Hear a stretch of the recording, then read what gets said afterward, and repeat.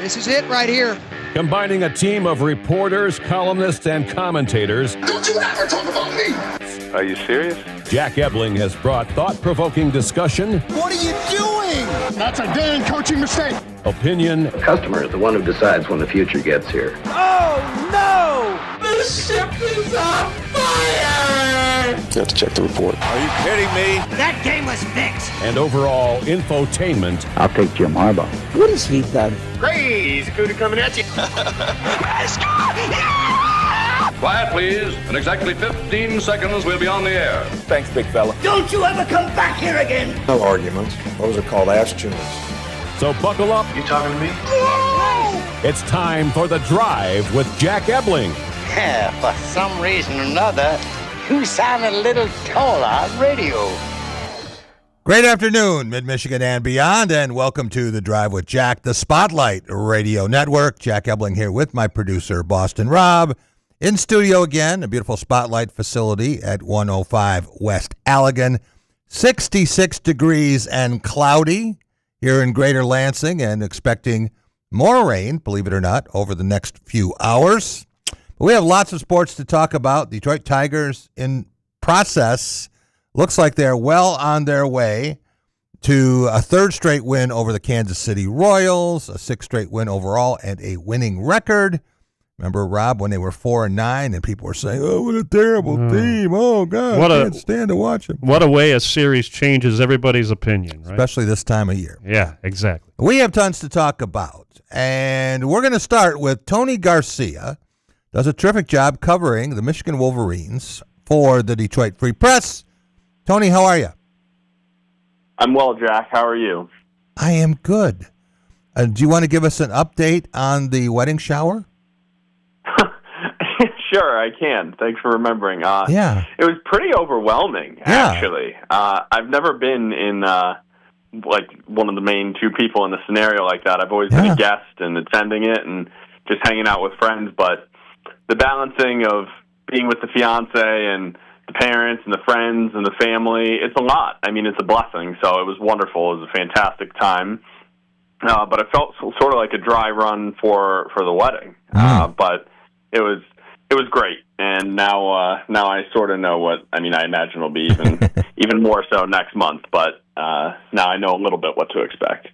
Did any Michigan coaches or players show up either to shower you with gifts or to have free food?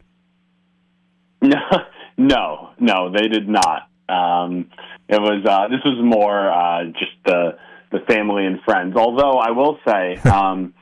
When I announced, or like when I just posted on social media, sort of celebrating the engagement last winter, it was I did it on I believe it was a Friday evening, and then the next day, Saturday, Michigan basketball had a game, and I asked Dusty May a question after the game. I mean, just business as usual. And before he answered, he did say congratulations because he saw it. So I think some know, but no invites. Gotten a little bit of advice here and there, but. Nobody was in attendance.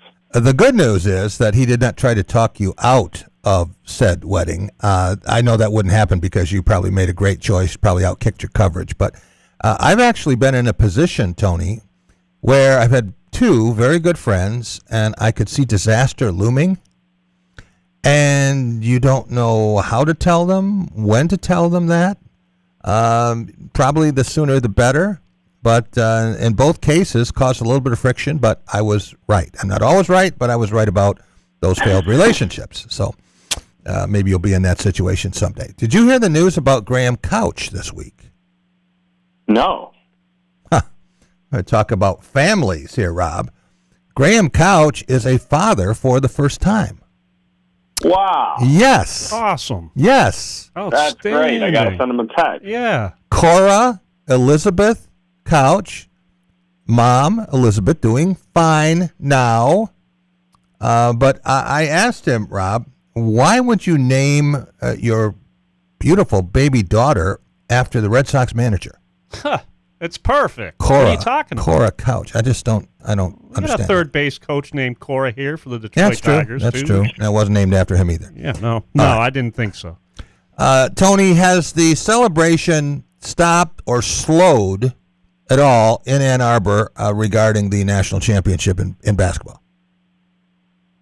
Yeah, I'd say by this point it's certainly plateaued. Last weekend, Saturday, was the parade and then the ticketed event at Chrysler Center where they raised the banner and got the team together to sort of help create some of those ever-important NIL funds. Yeah. But the parade was it was good weather, and it's in Ann Arbor on, I think it was April 11th. That can be pretty hit or miss.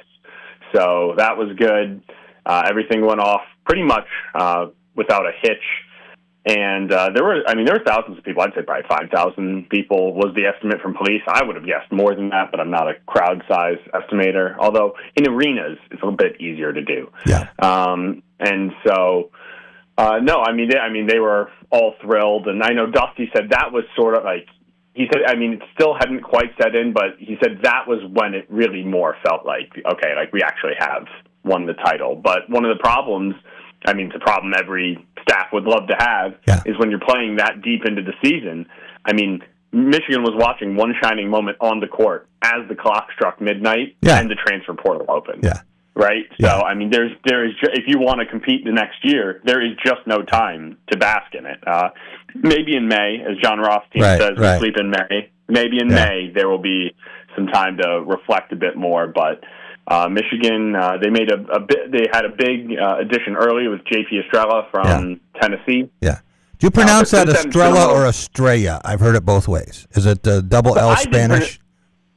I've been pronouncing it Estrella, and then I heard someone say it today. I guess it wasn't a staff member. They said Estrella, so this time I flip-flopped. Okay. I have been saying Estrella, because two L's is the A. I haven't checked the Tennessee media guide pronunciation list. That's usually a good place to start with something like that. Are you familiar with what happened at Illinois with Terrence Shannon? With the jersey? Yeah. Yeah. When they retired it upside down, I am familiar with that. Yeah, that was problematic. Yeah. Every once in a while, that happens. You find a statue of a ball player with a bat that is broken or something that happens like that. And it's been suggested, probably not by the people you come in contact with a lot in Ann Arbor, that when they raised this banner, they should have had a little slip at the bottom that said, "This one stays up." Yeah, I suppose they could have done that, but no, it looked pretty good. Three banners all next to each other. The Big Ten championship banner, a Final Four banner, and then the national championship banner. It was, this is a poor pun, but it was a banner season. Yeah. Well, there's room up there, and I'm sure there will be many more. But right now, we're talking about the end of spring football. And for Michigan and Michigan State, Tony, a little bit different whenever you have a new staff. Michigan has had some new staffs, and Michigan State has had many new staffs. I've dealt with 14 coaches here, head coaches. So when you think about that, everyone is the installation of new systems, new terminology, getting the roster right. There's a learning curve without question. What are you most excited to see in the availability or what you see in the last spring practice session? Just what the system looks like, particularly on offense. What sort of plays and styles they like, what they lean to, if there's any tendencies. And then one thing that will be as telling for me is who is not on the field. So there are going to be a number of ones who sit out and do not participate. Kyle Whittingham said this is more for there will be some starters who do play, but the cemented starters likely will not. They said if we know that we have a proven commodity, that's not what the way they're running the program. That's not what they see this game for. They think it's a great way to get the twos and the threes some time and maybe see how they perform in game-like settings. Who's picking things up faster? Who's popping in that sort of situation? And so it's a combination of those who do play. There's names we're hoping to see, but if we don't see them, then that probably bodes well for what they've been doing behind the scenes. Is Kyle Whittingham pretty open about injuries, who is available? We've had different coaches around here who've been open and others who treat it like it is a Pentagon secret, if there are such things. And when you think about that and someone is sitting out, I wonder sometimes if someone's sitting out because there's a medical problem or because there's no need for them to play. Yeah, well, I will say, so he offered up without so we've spoken with him twice in the spring, and during his second session, he unveiled that running back Micah Capana injured his lower leg and will be out for the season. Now, he's not a headline name, but he was sort of RB4, and he was in the mix for some return time, and I mean, Michigan had to play 3-4 running backs last year when Haynes went down, when Marshall went down. I mean, you're only an injury or two away from being an injury away, right? So things can happen pretty quickly. And nobody asked, like, it wasn't like, hey, can you update the health? He offered that. So, and then he said when he talked about how John Henry Daly, Andrew Babalola, and Rod Moore were all not really going to be participating this spring. So, I mean, so far, he's been somewhat transparent. I have spoken to some people at Utah who said he was a little more, like, he didn't really like to discuss injuries. But so far, I feel he's told us. But I guess, I mean, we don't know what we don't know at this point. Things have changed that way, Tony. I remember when I started covering George Perlis. And he loved nothing more than at the end of practice having the media into his office every day. And if you didn't show up 3 days in a row, he thought something was wrong with you. So we would go in there, and if you asked a question about someone's health, if they weren't at practice or you saw maybe they were hobbling around, he stopped just short of hauling out the x-rays. Now, you can't do that these days, but different coaches handle that in different ways, and I think the norm now is if you have a long-term injury, someone's going to be out for an extended period of time, you will divulge that because it's going to become known anyway. But very few coaches, and I blame this all on Hayden Fry, will tell you when someone's probably not going to play in that game if they don't have to. And, then you wind up with everyone before the game during warm-ups with binoculars trying to see what numbers are out on the field. So I think it would probably serve the fans better if they had an NFL-style injury report. I know they have injury reports, but there's no real teeth in them, and you see guys that go from one category to another in the blink of an eye. But I think that it's also a preventative measure for gambling.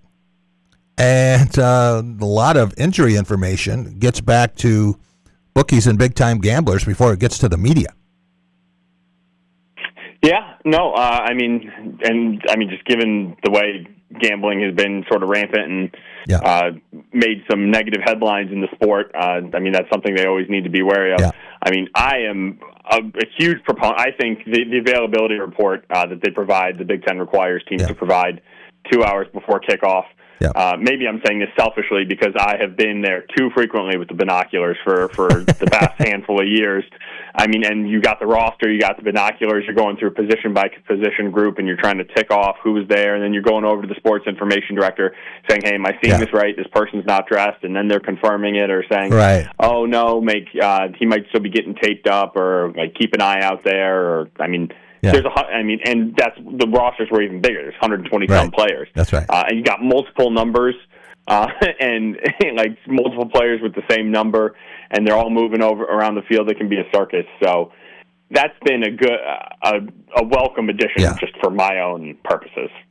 And it's better than nothing, I would say. It would be nice to have the injury designation. But they can hide behind the HIPAA laws. That's right. Right? That's right. And say that it's just not something they're allowed to disclose, whereas an NFL player, it's more readily available information. And lower body injury covers an awful lot of ground. It really doesn't tell you a lot, but what about the roster size for Michigan? Now with changes, we're talking about 105, right, max, and they can be on scholarship. It's not like what it used to be when you could have 150 or when you'd have 85 and then you had the walk-on core that treated it a little bit differently.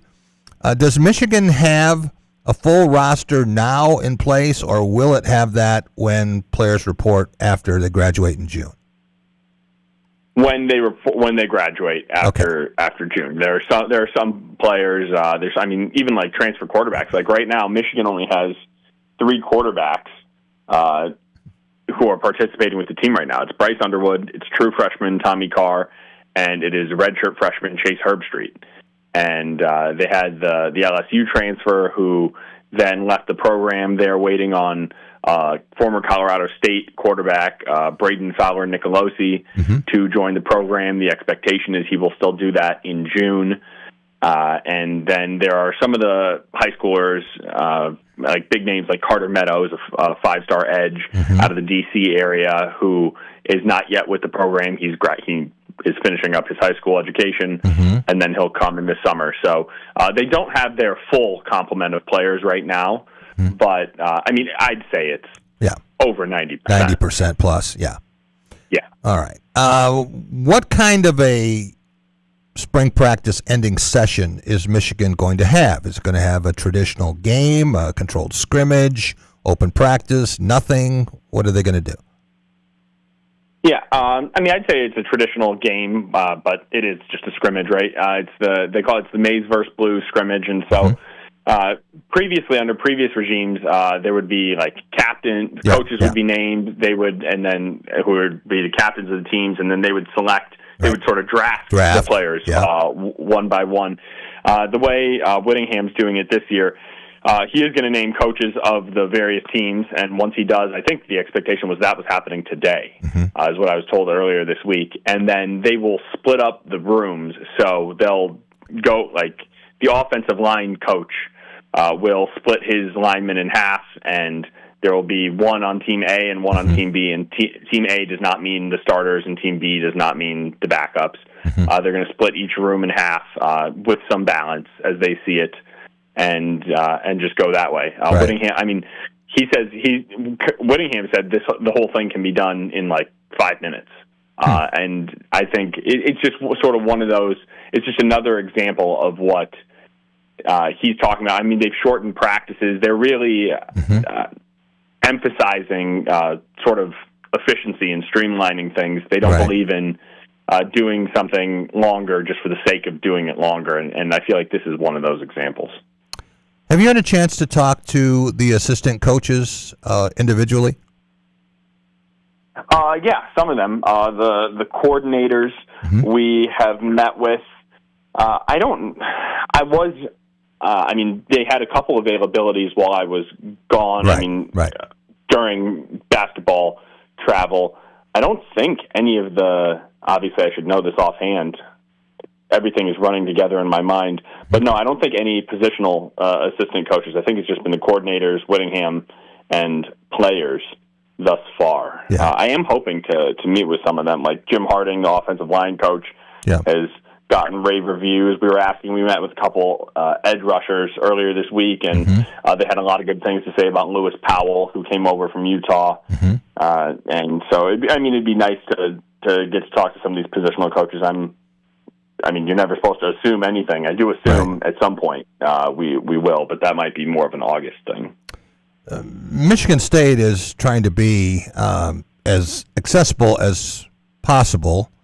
We get Pat Fitzgerald every week. We get a steady stream of assistants. I think we've seen every one of them twice now, maybe with one exception. And I was told today now the player count is up to 20. And maybe Michigan State has to do some things differently than Michigan. But have you had Bryce Underwood for an extended period yet?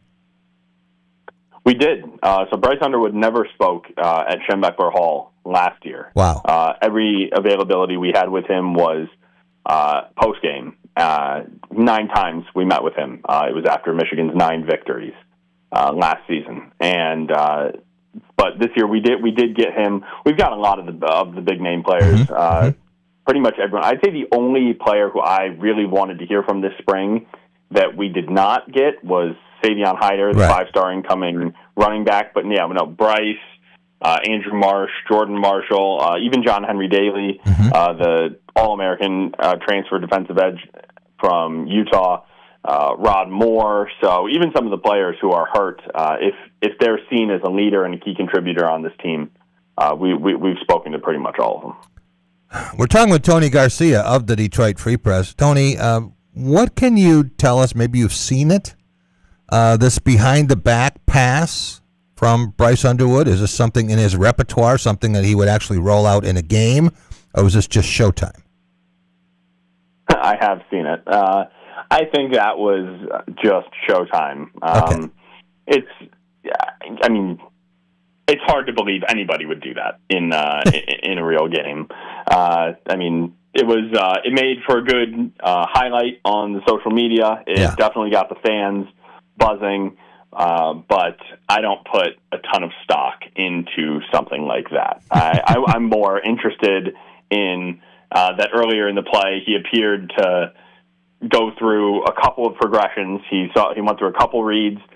He wasn't just flushed from the pocket. I watched it back a few times just because we don't get to see practice. So I'd like to watch all these highlights a few times just to see if there's anything you can take away from it. It looked like he didn't leave the pocket early. It looked like there was some pressure coming from his backside, and he felt it, and then he escaped when he needed to. Looking at his feet, sometimes it's cropped from the waist up, so you can't see the feet and where they're going and everything. But even when I do things like that, I'm like, man, I'm just grasping at straws here. Feel like I'm really, really searching for something. But no, fun. Fans liked it, but I don't think it matters much. Tony, Michigan State had a quarterback just after the national championship era. I think it was 1967 when we saw him. His name was Jack Pitts. And he was a tremendous athlete from Georgia, part of the Underground Railroad with Duffy Daugherty coming north. And he was truly, truly ambidextrous. So he would roll to the right and throw with his right hand, and roll to his left and throw with his left hand, and no one knew if he was right-handed or left-handed. Now, see, I'm amazed that I guess I shouldn't say amazed, but you would think that might be more common, right? Just like, because some of these athletes are, and by more common, someone would do it, and you wouldn't need to go back 60 years for the last example. I'm sure I'm missing someone, right? But there was a pitcher in the majors, or he was coming up through the minors, who threw 90 plus with both hands. And I know. I'm sure you know Tony Paul from the Detroit News. Do. I believe his number. I think he's shot even par golfing, both righty and lefty. He's a real and no offense to Tony, he's not some world class athlete. So I just think it's. I didn't know that. He's a great golfer. Yeah. But he's not Bryce Underwood, right? And so you'd think that someone somewhere would maybe do that a little more. Rob, can you imagine the bets you would win if you're standing there and you say, I'd beat you left-handed? You guys say, are you right? Yeah, I'm. And then you turn around and actually do it. You would leave a guy's jaw bouncing off the sand trap. It would be pretty amazing. What is the protocol as far as fans? What kind of crowd do they expect? How many plays do you think that they will run? Is there admission for it? How's that going to work?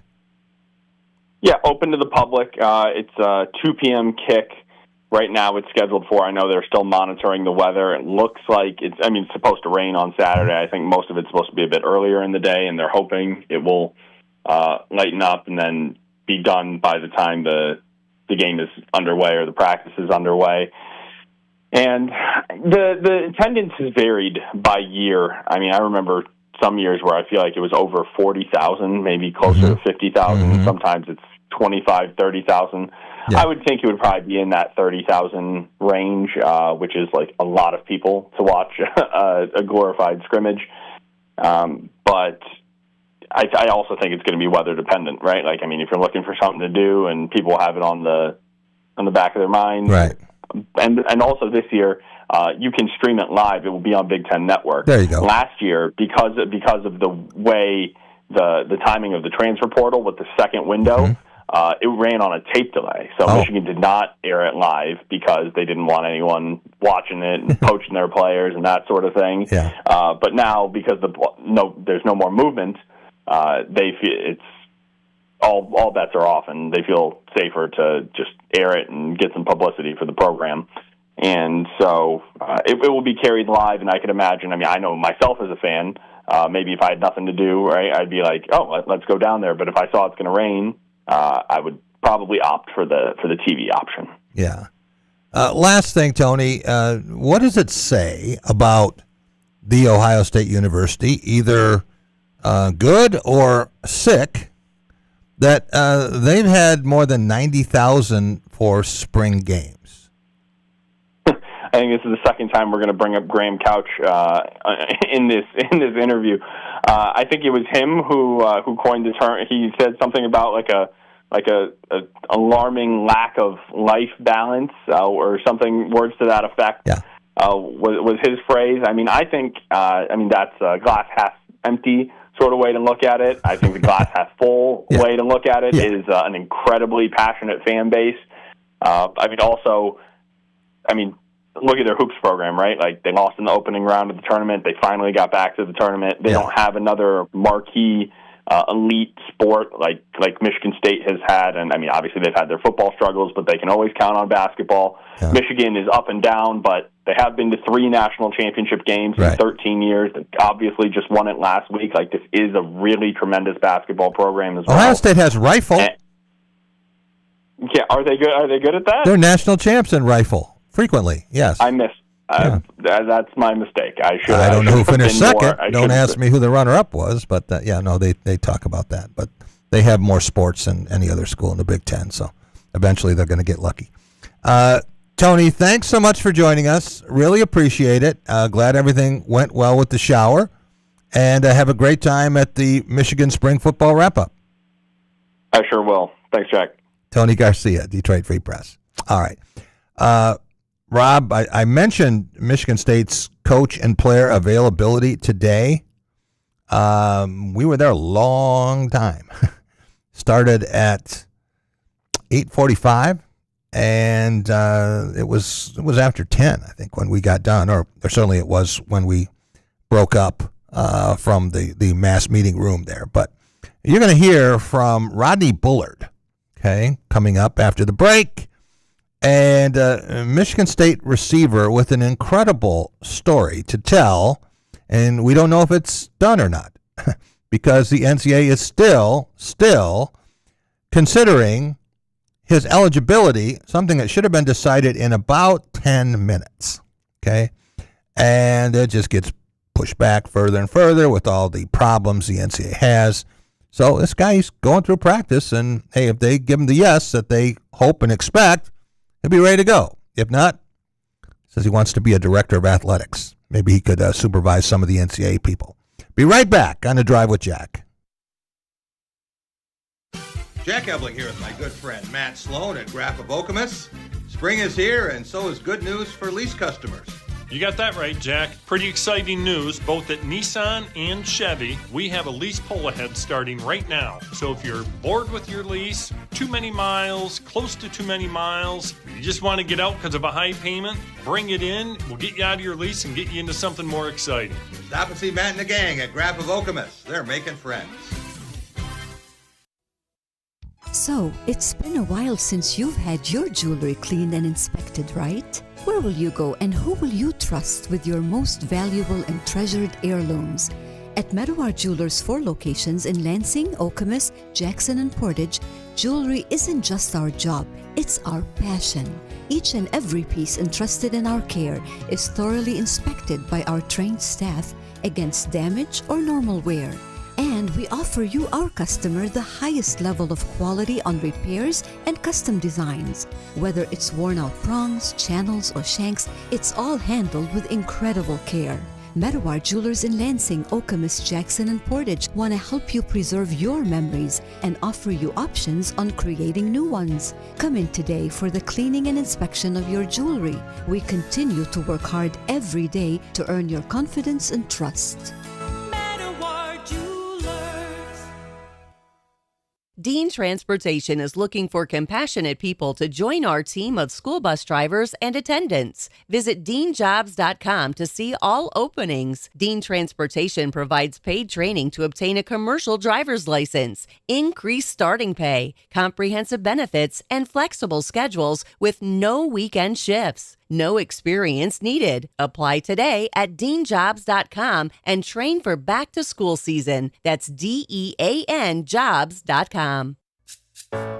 At One North Kitchen and Bar, we do more than just serve good food. We're working hard to create moments that bring people together. That's at the heart of who we are at One North. Neighbors serving neighbors. Scratch food and craft cocktails. No shortcuts, just heart and great food for everyday gatherings. And don't forget the Sunday buffet. Bring out the family and get a taste of what we cook. Every great meal points north. In Lansing, East Lansing, and Jackson. One North Kitchen and Bar. OneNorthDining.com. Are you passionate about college sports? Foster Swift Sports Talk is your go-to podcast dedicated to addressing the hottest topics in college athletics, including recruiting practices, NIL, the trade portal, collectives, and revenue generation. Join us as we bring you insights from student athletes, college head coaches, administrators, and other industry leaders as they share their experiences in this rapidly changing arena. Our mission is to share information and help educate student athletes, parents, coaches, and other stakeholders with the knowledge, resources, and strategies they need to make informed decisions and maximize each college athlete's potential for long-term success. Check out our latest episode where we're joined by Jordan Lewis from the Jacksonville Jaguars to discuss his NFL journey. Like and subscribe to our YouTube and Facebook pages to watch all of our episodes, or you can give us a listen on any of your favorite podcasting platforms by simply searching Foster Swift Sports Talk. Until next time, I'm your host, Dave Russell.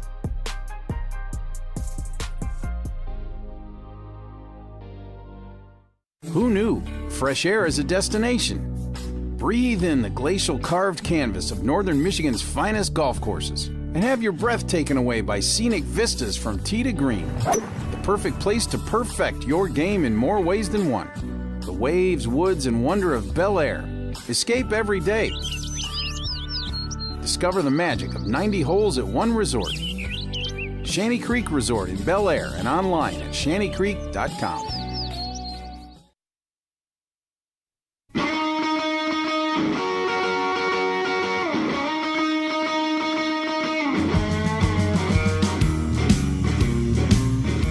Wow. Welcome back to the Drive with Jack. And Salvatore Perez just hit a 3-run homer on his knee. Did you see this? I did. Unbelievable. We got it on right now. Yeah. Thanks for alerting me that the game had changed. It was 6-1, then 6-2. Yep. And now the Royals, oh, jeez. And here comes the tarp. Yep. The Royals have scored 6 runs. Well, you know what this means. When a team scores a boatload of runs and the lead changes and there is a weather delay in the middle of the inning. They want to continue it or not. Oh, you better believe it. Oh, they're going to want to continue it. They'll be there until 8 o'clock tonight if they have to they got finish plenty this of time to fit this in. Yeah. So, I think you should. I think every time we come back from break, I think you should come back with the wow you just did. Yeah, I think that's a great way to come back, Jack. That was nice. So someone actually asked me something about that, Rob, in the interest of full disclosure. Said what they would really like in this program, and I said, what, me on vacation and Jay Green sitting in the chair all the time? Sure, said no. They would like you to come up with some drops. Yeah. You know, like that, or like something else that you would just have freedom, creative license to insert them as you see fit throughout the show. All right. Well, I know your former producer for a very long time, That's right. Doug Warren, had a few of those. I had one where I kind of lost my temper, which I And I said to the guy, "You're an idiot." Oh yeah. And then that we have that in the, we have that. We have that in here. Yeah. Okay. All right. We'll see so what we can do. 8-6 now, and we got the stoppage with 2 outs in the top of the 7th. But what an explosion here! And you keep putting guys on base.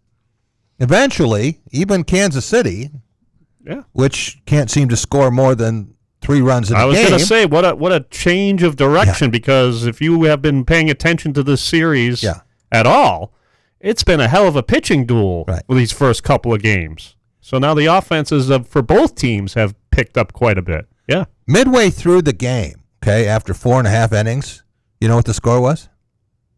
I was here. 2-1. 2-1. Yeah. Same as it was last night. Yeah. The same as it was the night before. Sure. So I said, this is unbelievable. They're going to have 3 straight games and 2-1. And then the Tigers got 4 runs, and then that told Kansas City it's okay to score. Sure. Yeah. So we'll see what happens. But, if you are heading home, you may see the end of this game on television if you have the, I guess this is a local broadcast game. It's a local broadcast game, which was, I was surprised when I turned on the television here. Yeah. Finally had a minute to do that, and there it was. So I was like, oh, let's put this on. And then as soon as Boston Rob puts it on the television, once again, the Boston Rob curse is alive and well. I'm Are you consistent. taking full responsibility for this? Sure, why not? All right. I'll do that. Yeah, at least I'm consistent. Better you than the Tigers bullpen. Yes. I got it. Yeah. All right. Want to tell you a little bit more about Rodney Bullard. Okay, so he's just a guy. And you look at him and you think, he's not a football player. He's small and he's very thin, and his legs may be almost as thin as Tom Crawford's. Not quite, but almost. And he winds up at Valdosta State in Georgia. And he's not playing football. He's just like running around on the intramural field, or they're throwing the ball around, right? And he's making all these incredible plays. And the coach is like looking out the window and sees him. And so, guys are saying to him, you ought to go for the team. You ought to go for the team. So he goes out for the team, and he winds up redshirting because he's got to kind of figure out what football is. And then he plays, and he decides that, okay, well, I've had my 3 years here of play, and I can transfer. Well, his third year was actually last year with Michigan State, so it came a year early, but he figured he had 2 years, right? And then the idea is, well, wait a minute now, your clock started when you enrolled in college, not when you became a football player. So the fact that he didn't play for 2 years and certainly has eligibility is being considered by the powers that be. And they're going to come up with a decision, we hope, before the kickoff of the season opener. Now, this thing is beyond ludicrous. Should have been settled in January, right? And then said, okay, well, he can practice. He can go through everything. So he's kind of got an asterisk by him. But if you remember, last year at Minnesota, we got the Rodney Bullard experience. And teaming with Alessio Milivojevic, and Michigan State had the big lead in that game and then frittered it away and wound up losing in overtime. But Rodney Bullard had one of the biggest pass receptions in Michigan State history. I mean, you talk about when you're up over 80 yards on a catch, and this one is well north of that, and the move he made on the play, the catch he made was stunning in itself. And then to wind up in the end zone, it was one of the biggest plays of the year. It would certainly have been on the highlight reel. And so with Nick Marsh winding up at Indiana, a lot of people thought, well, you got Krishan McCray, who went in the portal and came back, and Rodney Bullard, who didn't know what he was going to do. He didn't know what his options were going to be. So I guess anyone can go in the portal, but his plan all along is to be back here.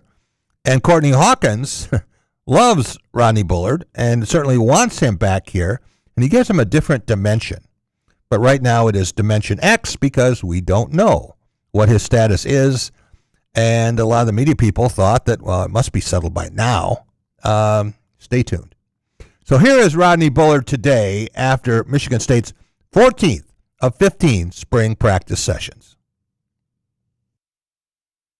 All good on the waiver? Did that come through? We're still waiting right now. Obviously, I've been allowed to practice everything, so I'm just focusing on what I can at the moment until, we hear anything. Can you explain, I was looking at your bio. It doesn't seem like you need one. I mean, because what's the deal with, why is this going on, or why is there some confusion, I guess, as to why you can play? Because you redshirt, and then 23, 24, 25 you play, so you should have Yeah, you know, it doesn't make sense to me. We all been, you know, asking all the same type of questions, but really the thing that's kind of holding up, I had to walk on at my old school, the Division II Valdosta State. You know, I wasn't a regular student. I was just a regular student. I didn't play football. You know, they saw me kind of doing some one-on-ones with some of the guys after the season. I got on the team, you know, and then that's how the story kind of happened. And, you know, I guess they're trying to say my clock started, but I've only played in 23, 24, then I transferred here at 25, so, you know, that was 3. But, you know, we feel like we have a very strong, you know, argument and case and bringing all the facts together about, you know, the whole situation. So, you know, we're just playing a waiting game right now. Are you waiting every day? Is it the suspense of when this is going to come down? Yeah, you know, it's tough. Try not to think too much about it, you know, because I still have to focus on, you know, my job out here on the field and everything. But, you know, obviously, like, the waiting gets tough. But, you know, I kind of try to think like it's already through. So I try to take the stress off of me. With the appeal, did you have to give a statement? Did they come interview you? How does that whole process work? Yeah, you know, it's not really too much in-person contact with them. You know, we have a team, a lot of great people helping me, a lot of people on this staff, you know, behind me. You know, we building up a nice case and they trying to find out a whole bunch of details and a lot of stuff, but not any face-to-face things.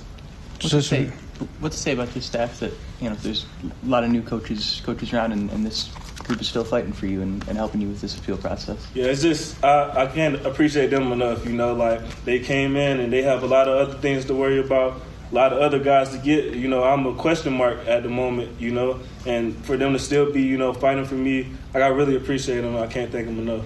Do you have a celebration planned when you get the news, something you want to do or something you want to eat? And if it turns out it doesn't go your way, what do you do? Not really a celebration plan, you know, probably, you know, get on my knees, thank God, you know, come celebrate with teammates, tell everyone, you know, but I'm actually been doing an internship right now with football operations. I'm about to get my master's degree. You know, I want to be an athletic director, so I have some of that planned out, you know, trying to work towards that. If you know, that doesn't come up, maybe, you know, try to get a shot, see if anyone, you know, take a chance on me, you know, with the potential they see. But, you know, other than that, you know, I'm trying to start in my field of work as being an athletic director. Did you finish your degree here or at Valdosta State? I got my undergrad at Valdosta State, and I have one more class to get my master's in sports administration here. You know, so that's another big thing about me getting it, so, you know, they can continue to help pay for it, you know, but if not, you know, I still have to do it. I'm too close to finish. I actually was 3 courses away from getting my master's at Valdosta State before I came here, you know, but when you transfer, it all kind of, you know, all the credits don't transfer over. But it sounds like a lot, but I'm only 22 years old. You know, I came into college at 17, and so that's kind of, you know, my whole story. It's a long story. What did you major in at Valdosta?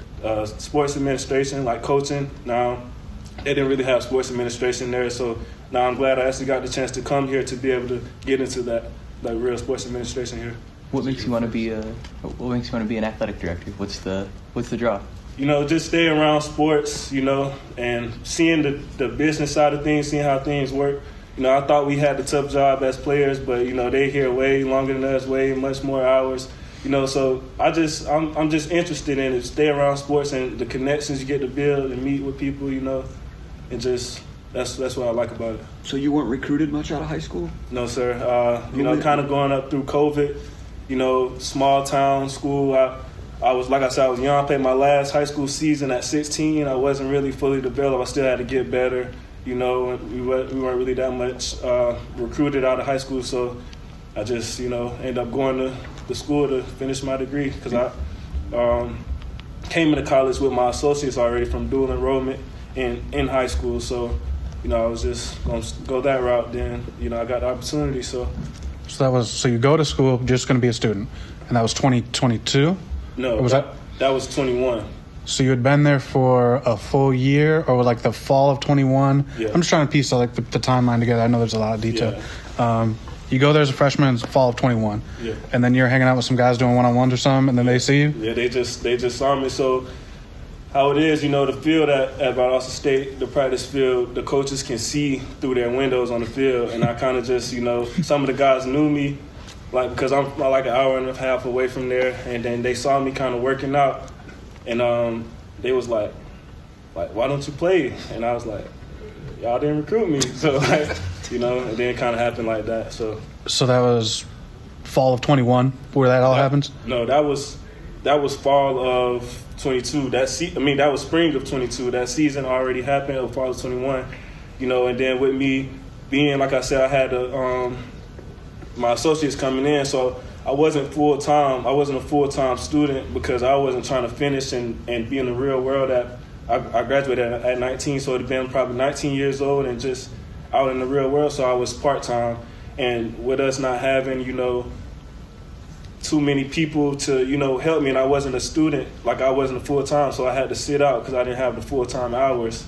And so that's why my first year starting in 23, after I did get a chance to participate on the team. So that's what the 22, the redshirt years, because of that part-time student stuff? Yeah. And so it would have been spring of your freshman year where you first got noticed, yes, then sir. fall 22, you're on the team. Yes, But okay. Sorry, I just wanted to make sure I got that right. It's a long time. I apologize. No, I couldn't really understand like why you had to go through this, just looking at it, so that helps. When you hear the word Minnesota, what's the first thing that comes to mind?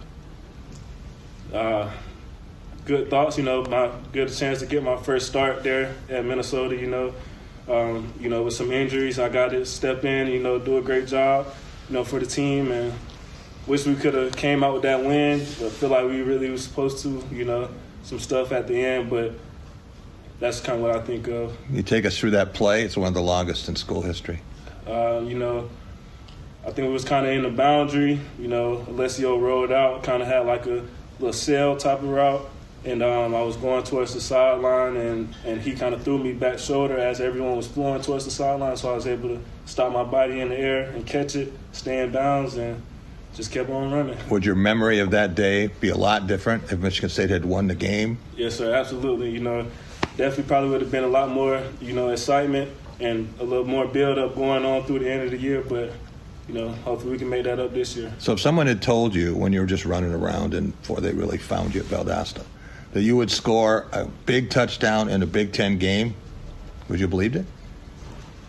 I would have dreamed of it, you know, but I'm just so thankful that I do get the chance to be here right now, you know, from my whole story and everything. But, you know, just got to keep going. You know, that's why I'm, you know, pushing for this. Just my fourth year, you know, like not like I'm asking for like a fifth, sixth, seventh year. I've only played 3 years, you know, just want to be able to get the chance to, you know, play out a full season of this, you know, because it's a big dream from anything I could ask for from, you know, my whole story as I've been explaining. So you showed a few things last year. How eager are you if you get the good news to show even more this year? Do you think you can do that? Yes, sir, definitely. You know, I feel like I'm continue to build as a person, as a player, you know, coming down from Division II, just learning how to play ball up here in the Big Ten, you know, and like I said, got a chance to do it one start I got, you know, was able to put up, you know, 100 yards. So I feel like just going again this whole new year, new staff, you know, this is my second year doing it. I'm not new to it, you know, so I feel like I'll be able to put a pretty good mark on it up here, you know, so I am pretty eager. Who's the best receiver on this team? We got a lot of great receivers, you know. I don't want to say anyone's the best. Everyone's good at a whole bunch of different things, you know. Got a lot of guys that can do a lot of things well, so, you know, we're pretty well-rounded. You know, a lot of people may not know a lot of us because of, like, we don't have the biggest names, but we have a lot of guys that's ready to come out and compete. At the end of the year, could the answer to that be Rodney Bullard? You know, we would hope so, but, you know, just hoping that we can continue to build everybody, you know, to continue to win, because it can't just be me, it just can't be him or anyone else. So, you know, just hoping that we all can come together and execute, because if I just worry about it being me, then that might not equate to wins at the end of the year. So, what excites you about this offense from a wideout perspective? It's probably pretty different from what you guys were doing last year in a lot of ways. Yeah, so it's very exciting. You know, Coach Sheridan, he's like a mastermind. He has plenty of rules. He has plenty of things that you can piece it together with to help you remember the playbook. He likes to move his guys around, get his playmakers in space. You know, he's very smart. He breaks down the defense. He watches film all day, you know, and so when we have film sometime in here, like, he'd be honest about every little thing. So it's very exciting, you know, be able to get the chance to evolve in this type of offense. Is there any time where you expect this whole saga with the eligibility to end? Could you get the news tomorrow, or could you still be on pins and needles in July? Yeah, so that's the funny thing. The guys ask me that all the time. When we came in January, they was asking, when am I going to hear it? Can I hear it tomorrow? And I was like, yeah, it can be any day now. And they like, man, I'm about to stop asking you. You told me any day now in January.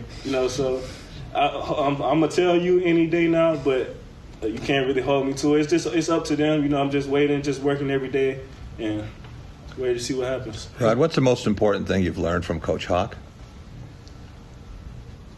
You're not really trying to be the best in the room. You got to be the best in the world. You can't compete against what you see. And you got to continue to be the best player you can be every day. Because if you just look at what you can see, then you're only going to go to a certain extent. But you got to know there's always somebody working. You got to continue to be the best yourself, no matter. I had the good game, the one chance that I got to start, and he was still plenty of things to correct for me. Just because I had a good game doesn't mean everything was perfect. So just continue to get better. All the time, there's always room to get better. You've never made it. That's what I'll say. Most young players want to be starters and then pros. What made you want to be a director of athletics? I want to play professionally, and I believe I will have a great chance to play professionally. I get this last season, but you always got to have a plan. If it comes back tomorrow and I can't just just be sitting here and be sad for myself. Got to have a plan. So. Everything works out, I'll be able to play and give myself the best chance to go professional. But, just being able to use the degrees that I have to make something happen from it. What did you think about Alessio last year when he steps in? You guys probably worked a lot together as twos, I think. Yeah, definitely. What did you think about him when he stepped in, and how's he taken that into these last 4 months or so, where he's kind of looked at as the guy now, Yeah, I think he did a really great job stepping in, He's really tough. If you saw, he fought through a lot of things and still delivering great passes. And I think he's hungrier than ever, he's coming on, taking on that leadership role. He's going to help the guys. He's helping everyone. He knows everyone on the team, where they're from. He's taking it really serious. And I think he's really ready for this, next step. And I'm excited to see what he does from day one. Last one for Rob again. How old are you then? 22. I just turned 22 in February this year. And if your waiver gets approved, do you plan on spending it here? I know you moved the portal in January or whatever that was. Yes, sir. Absolutely. Absolutely here. Yes, sir. That's Rodney Bullard. And one problem I have with him, only one. Rob, how can anyone refer to me and to Stephen Brooks as sir? We need to work on that. He had more than 100 yards in that game in Minneapolis, and including the long one. It was only 71 yards, but it was about 110 after he was done running, because he made the catch and then he cut back, reversed his field, and did some things with the ball. So that was a terrific play in what could have been a big moment for Michigan State. And you think about that game and the Iowa game, and both of them were Michigan State's for the taking, and they refused to take them, and that wound up in a 4-8 you mentioned season. that Iowa game, Jack. Yeah. Of course, the news coming out that Iowa technically now didn't win that game. That's right. A couple of games that are taken away as far as wins. Now, Michigan State still loses that That's game. right. That is correct. But That's correct. Yeah. So Iowa's record changes, and just as Michigan State's record changed with the losses going back just a year or two, couple years. Mm-hmm. So that's kind of the way it works. It's like with Louisville and Michigan in the 2013 national championship game. Yeah. And Louisville forfeits the title, but Michigan doesn't get the title. Anyway, we will be right back, and we're going to talk the NFL draft and the Detroit Lions with Colton Pouncey of The Athletic up next. Who knew? Fresh air is a destination. Breathe in the glacial carved canvas of northern Michigan's finest golf courses and have your breath taken away by scenic vistas from tee to green. The perfect place to perfect your game in more ways than one. The waves, woods, and wonder of Bel Air. Escape every day. Discover the magic of 90 holes at one resort.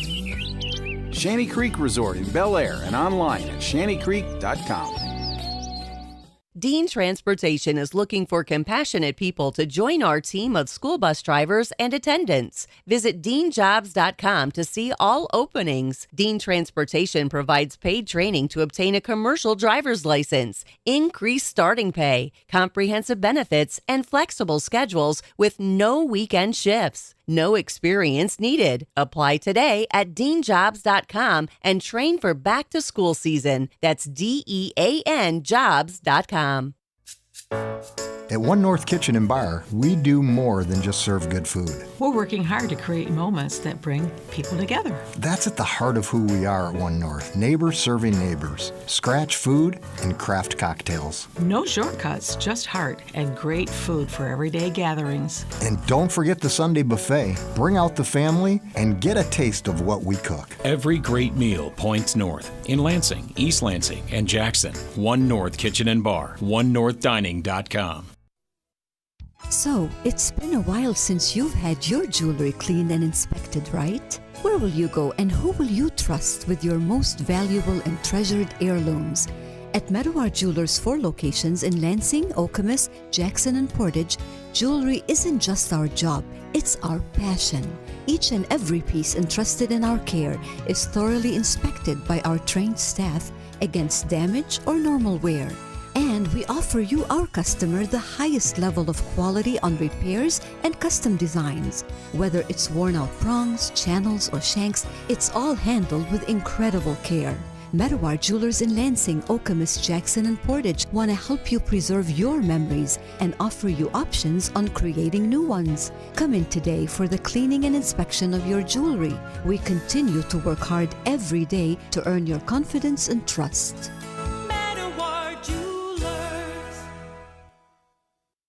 Jack Ebling here with my good friend Matt Sloan at Graph of Okemos.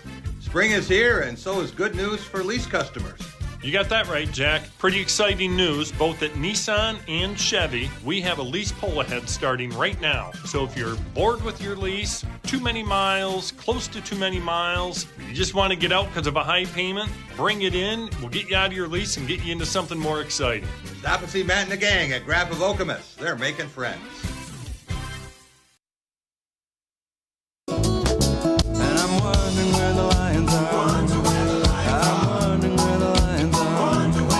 Welcome back. It is the Drive with Jack Spotlight Radio Network. Jack Ebling here with my producer, Boston Rob. Just realized I forgot to send you a couple phone numbers you were looking for. But you probably on top of that. You're way ahead of me. I got it covered. Don't you worry. All right. We have our next guest on the line. Can't wait to talk with Colton Pouncey. Most certainly do. Of The Athletic. Colton, would you describe yourself as a betting man? Oh, when I'm in the right mood. Okay. I usually stick to big events, March Madness, whatnot. Yeah. We certainly wouldn't be suggesting that you are wagering on teams you cover, but if you were to advise someone what direction to take with that in terms of the NFL draft, could you at least give us a prediction on a position group? Do you think that maybe an offensive lineman would be nice? What about someone to help with the pass rush, secondary issues, lots of other concerns? Where do you think the Lions will look first? Yeah, if you're asking for my opinion, I just think the logical place to start is probably the trenches, whether that's offensive line or defensive line. Obviously, they lost Taylor Decker and they replaced him with Larry Borum. If you think you can hide him at maybe right tackle and move Panay to left, I think you can get away with that for a year. But I still think you want a long-term option there. So it would make sense to go get an offensive tackle in this class. Maybe even a guard if you want to pass on offensive tackle. There's some good guards that could be available. If not, I'd look at the defensive line and specifically edge rusher. Obviously, that's been a big question for the Lions for years. Find that long-term partner for Aiden Hutchinson. I think they'll have some options to do that at 17 in this draft. Do you think that Panay Sewell will wind up as a left tackle in the National Football League? I think it depends a lot what happens with this class because there are some guys that can play left tackle in a pinch that are probably better at right tackle, and then there's some guys that are really long-term like left tackles. So it depends. Like if they go offensive line, offensive tackle in particular, if they get one of the right tackles, I think they'll move Panay to left.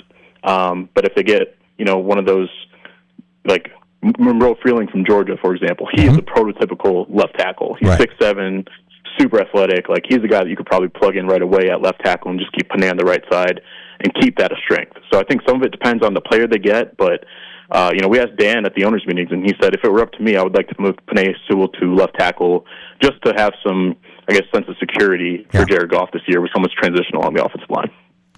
Yeah, and I guess that is still job one, right, is keeping Jared Goff healthy? Mm-hmm. Yeah, absolutely. Losing a guy like Taylor Decker, who's a captain, a vocal leader, but also just like a guy you trusted there for years, you didn't really have to worry about him. Letting him walk was tough, but I think they made that move knowing that they could just slide Panay over to left. That's the position he played in college. Won awards playing that position, so no real concerns there, I think, for them. I think it's just a matter of him shaking off the rust and kind of readjusting there. But they're very comfortable if they have to make that move, and depending on what happens in the draft, I think they will.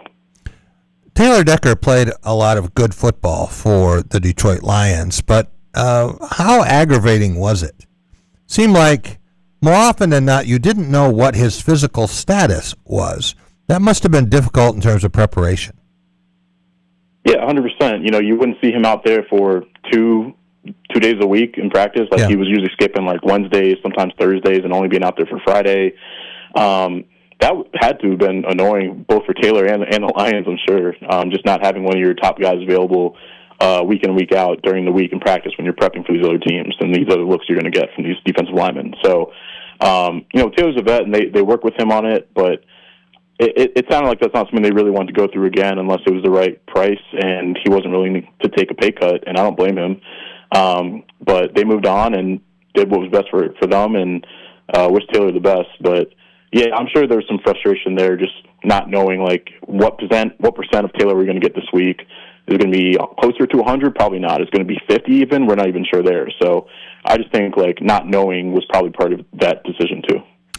When a player departs, retires, whatever, Colton, certain positions, there's more chance for them to resurface, maybe get their body in shape. There was even talk about Tom Brady making a comeback very recently. Hard to imagine. But, some guys who've been reasonably healthy can summon the resolve to do that. Seem like an offensive lineman, when he has taken a pounding repeatedly on a weekly basis for that long, when they're done, they are done. Certainly seems that way, and especially with that position in particular, because those guys got to eat to keep their weight more often than not. I remember when Jeff Saturday retired, it felt like that weight just came right off. Taylor Lewan, kind of the same way. He's real skinny now, so those guys are eating constantly when they're in the middle of their playing careers just to maintain the 300-pound weight, and as soon as they retire, they drop 50 pounds instantly, so it takes a while to get that back up. Now, Frank Ragnow, I think, was staying in shape just in case he wanted to make the comeback, and he obviously tried, but just wasn't physically able to do it. But I would say more often than not, that's the case. We're talking with Colton Pouncey from The Athletic, and starting with the offensive line candidates for the Detroit Lions. One name we've heard a lot is Caden Proctor. He was at Iowa, Alabama. He was back and forth on that shuttle. I thought he was on an NBA 10-day contract. And finally he winds up in Tuscaloosa, and he catches a touchdown pass on a screen pass. I've never seen a screen pass to a 370-pound player before. But how would he look in Honolulu blue and silver? Yeah, it depends where they want to put him. I tend to think that he'd be better at guard than tackle at the next level. I do have some concerns with him if you're putting him at tackle. One, I think he's really athletic, and he obviously moves incredibly well for his size, but there's a caveat there. At times at Alabama, he was playing at 390 pounds. That is not sustainable in the NFL. And currently he's in the 350s, but, he's in the middle of a job interview, so he's supposed to be in the best shape of his life right now. So I just have concerns about his weight going forward, his foot speed playing against tackles or playing against defensive ends out on an island. I worry that he's going to get beat inside a lot. So I think if you move him to guard and kind of keep him in that phone booth, so to speak, I think his athleticism can really shine. So then it's a question of, well, do we want to take a guard this high? I tend to like the Penn State guard, Venga Ioane, more than I would like Proctor if you're putting him inside. So that would be my move. And if I'm looking at tackles, I think there are tackles that I like more than Proctor. So he fits the Lions from obviously the catching passes stuff. I'm sure they love that. They love their Bama players. So I can see on the surface, but I do have some lingering concerns, I guess, underneath there. When we talk about offensive linemen and size and some of the whales now that come into the league, maybe it speaks to the changes in football over the years, but there was a time, I can remember very clearly, when your biggest offensive linemen were automatically tackles, better if they're tall, but they had to be massive. And then you had maybe smaller players playing guard, doing a lot of movement, a lot of pulling, trapping, all that. So quickness was valued more, and your tackles would weigh 20 pounds more than your guards or more than that. And then it changed, and I don't know whether this was in response to defenses, Colton, but you needed bigger guys in the middle to protect the quarterback from collapsing pockets. And the last thing you want is for an offensive lineman to be driven back into a quarterback's legs when he's throwing. And you wanted quicker linemen, again, ideally tall with long reach, but being able to handle these incredibly athletic edge rushers. Do you see this as something that is the way football is going to be moving forward, or will this be like so many other things with a pendulum that'll swing back the other direction? Yeah, I think this is just going to be a thing moving forward. And I actually think it's the defensive line dictating where you're putting these offensive linemen more than anything. You mentioned it, those big dudes in the interior, those are space-eating nose tackles and these big three techs that are built like running backs nowadays. And then you have these freaky edge rushers, they weren't built like this 30 years ago. That's right. So you do need some foot speed to be able to handle those dudes on the edge. So, yeah, I really think it's defensive line play that's dictating where you're putting your best athlete on the offensive line, and I don't really see that changing. I think these guys are only going to get freakier and more athletic along the way. Well, talking about freaky athletes on the edge, I think the Lions are well set with Aiden Hutchinson. I don't know that many teams who wouldn't say he would be their number one defensive lineman. Maybe there are a couple, but you can count them on one hand. Certainly the other side, or the line mates for him, a big question. Would you guess that if the Lions go with an offensive lineman in round one, they will quickly look to help the defensive front right after that? It would make a lot of sense. Obviously, the Lions do what they want, so they don't really look at it in terms of positions. And Brad has told us that every year, and we never listen to him. So that's always a thing with him. But, yeah, it would make sense to go, if you go tackle in the first or guard in the first, to circle back and go with an edge. Those are the two most glaring issues right now, weaknesses, if you want to call it that they felt like they addressed with obviously Larry Borom at tackle, but they really like DJ Wanham. We sat down with Brad a couple weeks ago, and he was telling us, we think he can be a very solid starter opposite of Aiden Hutchinson, a guy that can get 7 to 8 sacks and just play the run really well. So those are the types that they look for. And I think you can find guys like that in the second round. Illinois edge rusher Gabe Yakis, I think, is a guy that could be there at 50. Yes, I like him a lot. High character guy, plays the run well. He's kind of rocked up himself, chiseled. Another guy, Malachi Lawrence from UCF, he's more of a twitchier guy. He's been compared to Daniil Hunter. Might not play the run as well as the Lions like, but I think you can afford to bring him in and let him learn and be a menace next to Aiden Hutchinson on the opposite side there. So they should have some options at 50. I think they'll be able to go with that edge rusher if they want to, I guess, make that move there at 50, but again, the Lions kind of do what they want, so we'll see. This may be a moot point for Mr. Best Available Player making the calls here, but are you concerned about the secondary? I am, yeah. The fact that we have still not gotten a firm answer on Kirby Joseph or status, I think, should probably concern a lot of Lions fans. Obviously he was trying to work his way back in the season, but he had setback after setback. He would practice for one Wednesday, and then we wouldn't see him the rest of the week, and then they'd rule him out. So I believe he missed the final 8-ish, 9-ish games of the year, maybe more, I can't remember. And then in the offseason, whether it was the combine or owners' meetings, we asked about Kirby, and they were just like, well, he's progressing. We'll check back with him in a month.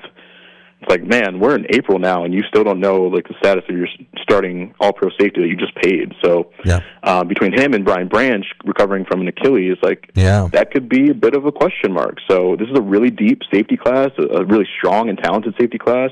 It would make a lot of sense to go get one of those guys on day one or day two. I don't think a lot of people would like it on day one, but if Oregon's Dylan Thieneman is there at 17, and he's the best player available on your board, they might take him. Toledo's Emmanuel McNeil Warren is another dude. He's mastered the art of the peanut punch. He can get the ball on the ground and help your defense create turnovers and takeaways. It might be a little rich, but I would not be surprised the Lions go that route if they really don't think one of those safeties will be here long term or healthy enough to be here long term. And I think there are questions with the corners, too. Guys who won't be there or might not be there. If the Lions had to play a game Sunday, who do you think the starting secondary members would be? Oh, that's a good question. I would go, just because we don't know Terrion's situation, I'm just going to assume he's there until he's not, I guess. But Terrion Arnold at one corner, DJ Reed at the other. I guess I would go Kirby, but that knee could flare up on him at any time, it feels like. And the other safety, Thomas Harper was getting a lot of run last year when Brian Branch was out. They do have Christian Izzian, who they signed there. They re-signed Avonte Maddox, who played some safety. I would give the slight edge to Harper right now, but I actually think they could fill that spot with the draft pretty seamlessly. What's the story, Colton, with Terrion Arnold? And would you say that he's been a disappointment? In terms of on-field play, I actually thought he improved last year from his rookie year. His rookie year, he was really grabby. He was one of the most penalized players in the NFL just from all the holding penalties. But I thought last year he improved on the field in terms of his coverage and his spatial awareness. The problem was he was injured last year. He was in and out of the lineup, in and out of practice, and he just really didn't have time to put together a consistent year to where he could put it all together. Now, obviously, he's been in the news for some off-the-field issues. I believe it's being accused of an armed robbery in Florida, and maybe assigned some people allegedly to get some stuff that was stolen from him and try to get it back. And it's been a whole topic and back and forth this whole off season. We've asked the Lions about it. They pretty much declined to comment, and they're just letting the legal process play out. Dan Campbell, owners meeting, said that we are treating him as if he's on the team, and it seems like that's the story they're sticking with. But we got to let this process play out, because if you follow the story a little bit, it seems like everyone that was involved with this potential, get your stuff back situation has been arrested except for Terrion. So it's just a matter, I guess, if they want to say his name, which has not happened yet. He has not really been tied to this in a way that would incriminate him. So until that happens, he is a member of the Detroit Lions. If that changes, then I'm sure they'll evaluate it. Remember on draft day, and Nick Saban was part of the coverage for ESPN, and when Terrion Arnold was picked, of course they go to Nick for a reaction of anyone who's ever been through Tuscaloosa. And he's talking about being one of his favorite guys and what a great person he was and how he used to come over to Saban's house and play board games with Terry and all these things. And, I guess maybe it's a little different. Maybe you get into the pros and things change. Maybe this is just an isolated thing that will blow over. But it hasn't gone smoothly, let's say that. No, for sure. Between this off-season, off-field drama and just kind of the general disappointment, I guess, early returns for a guy that you drafted and went up to go get to be like a dude at cornerback. The returns haven't been on the field, and now he's put himself in a bit of a shaky situation this offseason, to say the least. Colton, would you be surprised, shocked, or stunned if the Lions' first-round pick was not someone in the trenches, and let's say it's a tight end, for example? Oh, this is a good hypothetical, because I've been thinking about this lately. And I think the tight end you're referring to is Kenyon Sadiq from Oregon, who that's his range, man. Like, he could be there in the teens for you if you want him. Best available, right? I think I'd be right. Yeah. I mean, I think I would be a little bit surprised. Like, I'm trying to talk myself into it, and he will be on my big board next week as an option. But to me, that's just signals that you're moving on from Sam Laporta when he's a free agent next offseason. I think some people would feel some type of way about that, rightfully so. Like, Laporta is a fan favorite. But it would be a way to save some money. Like, Laporta's probably going to command $18 million a year plus. They've already done this with T.J. Hawkinson and went out and drafted Sam Laporta a year later. Right. So the precedent is there for a move like this. Yeah. So we'll see. And Sadiq, he's a freak, man. We talk about these freaks, but like 4.33 40, like a 43-inch vertical, like he is the total package, man. So I would get it. He would definitely represent best player available, and that would really put that mindset to the test. Are they calling him Kenyon Safriq or Freak Sadiq? I like that. You like that? You got to trademark that for him. Yeah. I give that one to you. That's your gift for coming on in lieu of the big paycheck. So, when you think about paying a tight end that much, and we know that National Football League hasn't been paying running backs for a while, would you guess that that's going to be a hard contract to swallow? And do you think Sam Laporta, when he is healthy, strikes you as an $18 million player? Oof. I think he's worth it. I think Sam Laporta is a top 5 tight end in football, and I think the Lions want to keep all these guys, which Jahmyr Gibbs, Jack Campbell, Sam Laporta, Brian Branch. The way Brad put it to us is, he said it he meant it in a serious way, but it's kind of funny, almost like he was patting himself on the back. But he's basically like, we've drafted 7 first-round caliber players, and we want to pay all of them, and like that takes up money in free agency, and like, we got to extend these guys, and those guys are on our radar to extend. Obviously, those 4 are extension eligible this offseason. If I had to guess, I think I almost lean Gibbs and Laporta this offseason. I think you could afford to wait on Jack Campbell, because Jack, to me, is a guy that's going to be here another 8 years, and it's just a matter of like when, not if. And I would wait on Brian Branch with the Achilles, but I do think the Lions are factoring those guys into their plans. It's just a matter of what the price tag is, how some of these injuries shake out, because Laporta is dealing with a bad back right now, so that's another thing to consider. But I do think they want to keep all these guys around. Last thing, Colton, how many picks for the Lions? What have they traded and what have they acquired? I know that they lost a 3rd-round pick, right? Yes, they traded a couple of their picks for Isaac Tesla. They're supposed to have 2 third-round picks this year. They traded both of them last year to go up and get him at 70. I believe they have, I want to say 9 this year. Okay. And they only have 2 top 100 picks.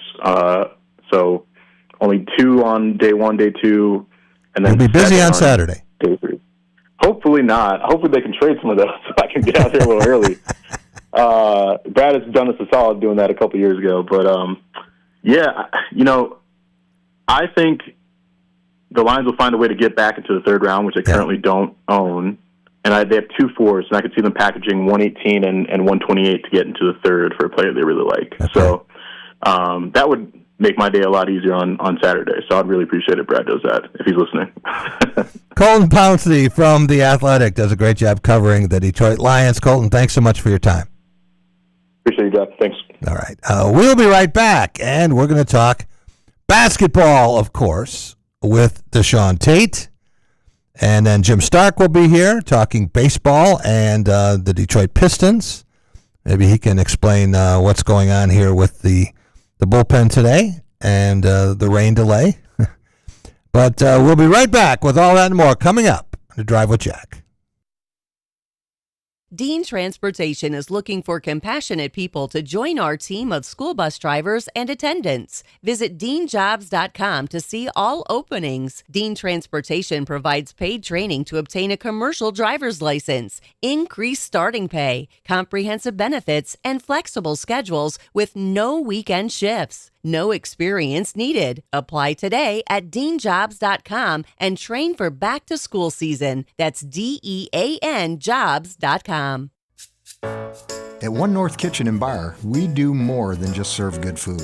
We're working hard to create moments that bring people together. That's at the heart of who we are at One North. Neighbors serving neighbors. Scratch food and craft cocktails. No shortcuts, just heart and great food for everyday gatherings. And don't forget the Sunday buffet. Bring out the family and get a taste of what we cook. Every great meal points north. In Lansing, East Lansing, and Jackson, One North Kitchen and Bar, onenorthdining.com.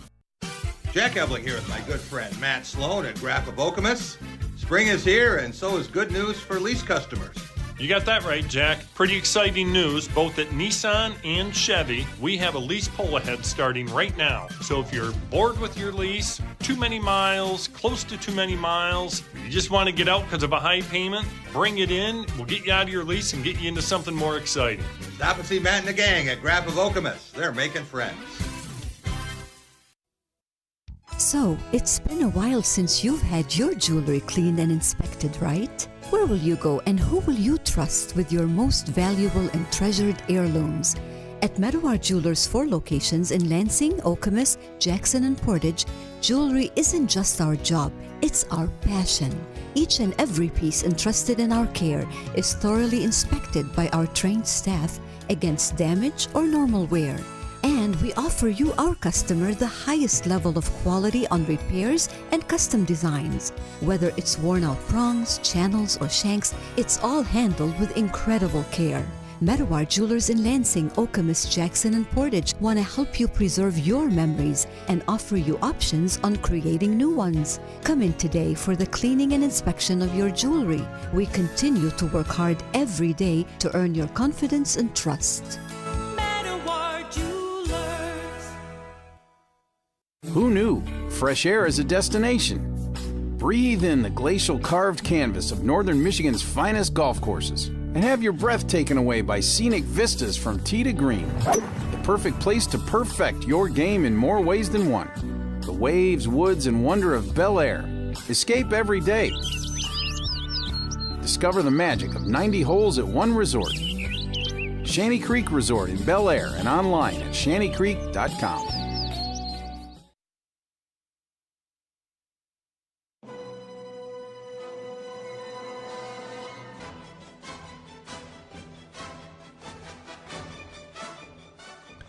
Welcome back. It is The Drive with Jack, Spotlight Radio Network. Jack Ebling with my producer, Boston Rob, who's making loud noises from the control room. Tells me that he has been trying to get a hold of Deshaun Tate. And Deshaun does have a day job. He actually has a couple. I believe he's calling in now. I Okay. meant to do the regular That's all routine right. with Deshaun, and I hit the wrong button, and then couldn't get Deshaun on, but stand by. I believe this is him now. Okay, sounds good. Actually, the televisions here in the studio have been changed. We are not watching Jason Benetti and Andy Dirks field rain day questions or local newscasts. We are now watching NCAA national semifinal from Fort Worth, Texas, and saw someone nearly take a terrific tumble coming out of a vault. So Michigan State having 3 athletes, Gabby Ortiz, of course, and Nikki Smith and Sage Kellerman competing individually here. Michigan State did not make it to the Elite 8, came up just short, actually performed well enough in the regional semifinal to do that, but then Georgia flexed and Florida, and Michigan State was in the toughest region to advance from. Only 2 teams advance per region. So it isn't how tough the top team is. You don't have to beat the top team, but you have to finish in the top 2. So when you have 2 teams that are where Georgia and Florida were, then that's what you get. All right. Rob, we do have Deshaun with us. Yes, we do. All right, let's welcome in our Lansing-bred, Atlanta-based basketball savant. It's Tate's Take Hoops, where basketball lives. Deshaun, how you doing? Not fantastic. Preparing for a for a surgery tomorrow, so I'd give you a little bit more details, but I don't want everybody to lose their lunch. So we'll just leave that right there for now. But other than that, listen, man, I'm above ground, and there you go. And I'm blessed to be able to join you guys for yet another Thursday segment on the Drive with Jack. As I probably mentioned to you, surgery can be a real pain in the ass, so you have to be very careful but better to get those things taken care of before we get to the NBA conference finals. And, of course, I know you would wait until after the Final Four, even if you had some uncomfortable travel en route because of that. Want to talk to you about the NBA play-in games. I don't know if they want to be called that anymore. The NCAA tournament doesn't want to be called play-in, certainly. They talk about first four. But what we have with this little mini tournament where 7 meets 8, 9 meets 10, the loser of the 9-10 game is out. Their season is over. The winner of the 7-8 game is in. It becomes the 7th seed. And then the loser of the 7-8 game and the winner of the 9-10 game then play for the final spot in each conference. And if you understand what I just said, congratulations, because that's a lot to digest. It is. But we have seen, you figure, well, the 7s and 8s should be a little bit better, but last night someone forgot to tell Steph Curry. Yeah. And rallying from a 13-point deficit, I thought there were 2 keys to this game. This was a prime video game, right? But hey, they did have Kevin Harlan doing the call, so must have been a big deal. And it looked like the Clippers playing at home, when they got that double-digit lead and it got to 13, you thought, well, this is going to end mercifully. Finally, the nightmare's over for the Warriors. And you see Jimmy Butler on the bench in street clothes. And then Steve Kerr told Draymond Green, you're just going to take a challenge here, right? And you're going to take Kawhi Leonard, and you're not going to let him score. And Draymond said, okay, I can do that. And then it dawned on Steph Curry that he wanted to keep playing. And did he ever? He was so good in that game. Are you glad that the Warriors have another shot at this? I am, just because of, that's what we always kind of have been accustomed to over the last, decade or so or what have you, is just the Golden State Warriors doing Golden State Warriors things, always finding a way. Yeah. Regardless, we've seen the rosters, recycle and look different in a lot of cases, obviously holding on to their main guys, the big three for such a long time, and obviously not having Clay anymore, but they're just being a never-ending revolving door of players in Golden State Warriors uniforms that have come in and won championships and left back out. And whenever you have some of the greatest to ever do it, which I think we would definitely call Stephen Curry in terms of, one of the best shooters to ever shoot the basketball, Steve Kerr, one of the best coaches to ever coach in the NBA, and Draymond Green, one of the best leaders or winners, even in that case, that we've ever seen.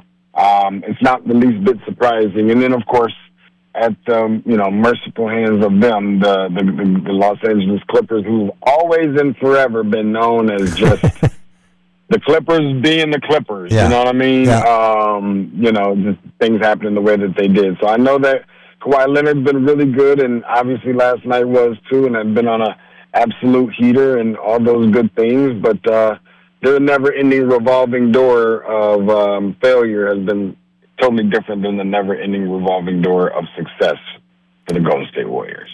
Someone suggested, Deshaun, that the LA Clippers were the NBA's ultimate tease. That no matter what the roster composition is, no matter how it looks that, okay, this is the year it's changed, it never really changes. And I don't know how many NBA players are capable of doing what Steph did. We've seen some incredible eruptions. I don't think we'll ever see Bam Adebayo score 83 points in a game again. Right. Probably not in 2 games back to back.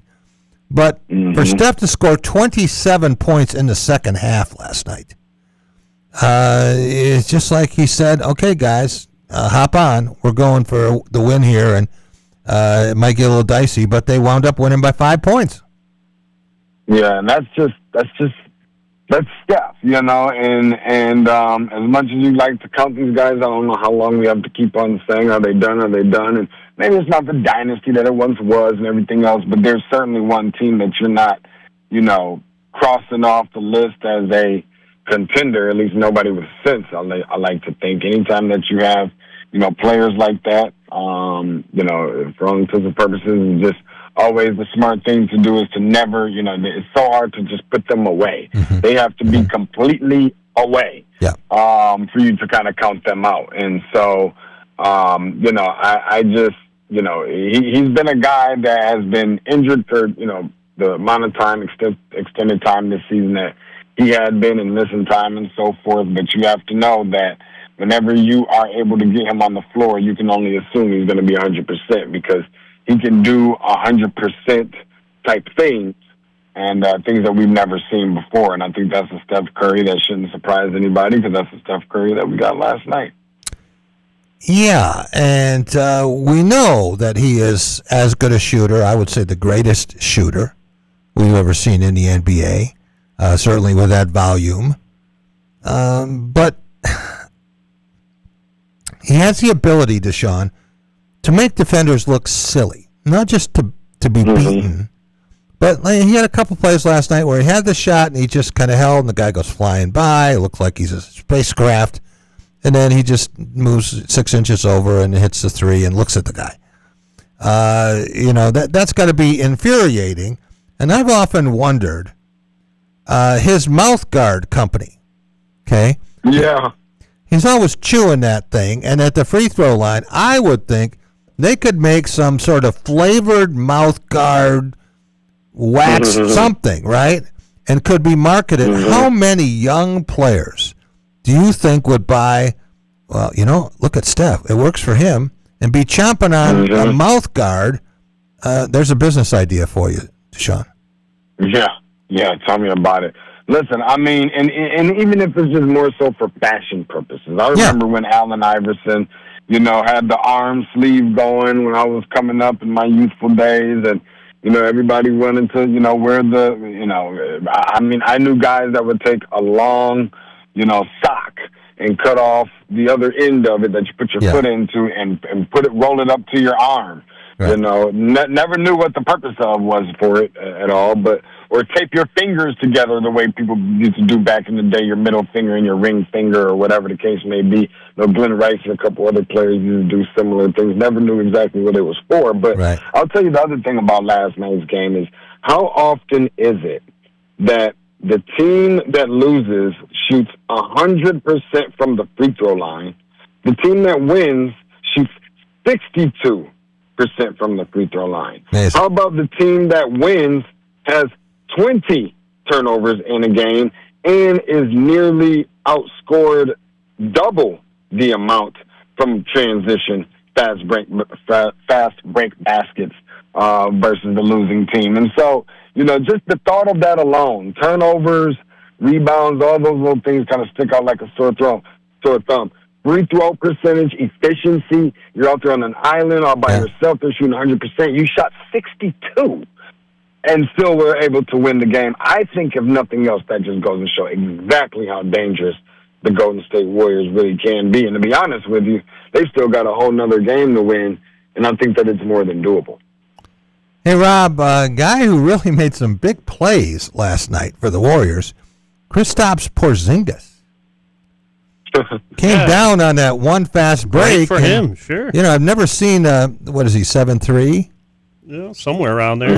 I've never seen a 7'3" guy pull up from 28, and, he knew it was good before the ball got to the rim. Hey, I'm very thankful for what he was able to do when he was on the court for the Boston Celtics, give him the championship. But, I understand why Boston had to get rid of him. He's just not healthy enough, and it was good to see him back on the court again with the Warriors, sure. So this is Tuesday night. We get the Hornets beating the Heat ending Miami's season, 127-126. And then the Trailblazers beat the Suns. How about that? Yeah, how about that? So Trailblazers are in. They're the 7. And now we wind up with pair of games tomorrow, right? We have nothing tonight. Tomorrow, you wind up with the final matchup there, and the Warriors and the Suns go at it. But you also, we got the 76ers were in, right? So they won. Now you have the Magic trying to stay alive against the Hornets. Who wins those 2 games? Yeah, first and foremost, Matt Ishbia, I love you. and truth be told, Jack, I don't think I've ever shared this with you. You know, there's teams that's your favorite. They're your team. They're the ones you root for. And then there's other teams that you just, for whatever reason it may be, you just tend to pull for them. I've always and forever pulled for the Phoenix Suns. Why? Couldn't tell you. Maybe it was Kevin Johnson and Tom Chambers. Don't know. Yeah. But I just always have. I think that Phoenix is going home on tomorrow night. It's just too tough to go against an established product of Golden State Warriors already with Hall of Famers all over the place. And then as for the other game, how about another meeting between Southeast Division foes, being Charlotte and the Orlando Magic? I don't love it. I do think that the head coach for the Jamal Mosley, I think I'm afraid, unfortunately, that he's on his way out. Nobody loves those things. I just think they've completely mismanaged in some cases, maybe some Paolo Bancheros and some others. I think that the X factor here is probably going to be Jalen Suggs, who I don't love particularly in this matchup. And not enough bigs, unfortunately, I feel like, because Franz Wagner kind of, between he and Paolo, yes, Paolo can play the big position, but, very finesse players and guys that got to have some shooting from the outside. Desmond Bain can't just do it all by himself with his alligator arms. So I don't think that they have nearly enough to be able to pull that one off. I am going to take Charlotte. I do believe in the theory or in the narrative of Detroit against Charlotte, going back to the old brawl and all that good stuff. I think that it'll make it for a very, very good, interesting season or a series. Not because it'll be that close, but just because of the storylines around it. And Miles Bridges and LaMelo, that's a very good Charlotte Hornets team. And, for all intents and purposes, perhaps maybe even the Rookie of the Year in Colin Knupp, who would be very much deserving of that as well. Well, they're the hottest team in the NBA right now. The Charlotte Hornets. They've won 8 or 9 in a row, right? I don't know if they're hotter than the Atlanta Hawks. I think the Atlanta Hawks Hawks might be 15 or all right. I could see that argument. Something along those lines. One of the hottest teams. How about that? One of. It is close. It is very close. So, Deshaun, you watched a lot of Duke basketball, and you saw Concanippo play. Yeah, right. Not by choice. And you saw what he was capable of doing, and Cooper Flagg got all the headlines, but Concanippo was very close behind him in terms of NBA potential. And in other years, you might be talking about him as Rookie of the Year. What did you see that would make him a great NBA player, besides the fact he could really shoot? Well, yeah, but listen, I will be the first one to put my hand up and say that I didn't see this. Coming, and not just about what he did. I use this term for very few things, but I think it's very fitting here. It's not just about what Colin Knupp did. It's about the way he did it. Because we can sit and talk all we want about his ability to shoot the basketball, which we know he can shoot the leather off of it, and how efficient that he is, and being the fastest, I think, in NBA history to reach a certain amount of three-pointers and so on and so forth. But I think his ability to put the ball on the floor is so much better than I thought that he would be able to, or that he was able to show when he was at Duke, has probably been the thing that has surprised me the most. And he's not overly, or really very appearing to be very athletic at all, but he's such a smart player, high IQ, and sometimes you just wonder, how is he able to do so? I'm going to tell you who it reminds me of, Jack. This is a perfect example. I'm not saying the same play style, but I'm saying the same play style. When you watch Luka Doncic play, you say, man, this guy just looks like he's moving so slow. And it's not until you go to see him in person to play that you realize he looks even slower in person than he did on television. That reminds me so much of what fits the bill with Con Knuppel. To me, that just means that they're just that smart of a basketball player. They're always ahead of the play.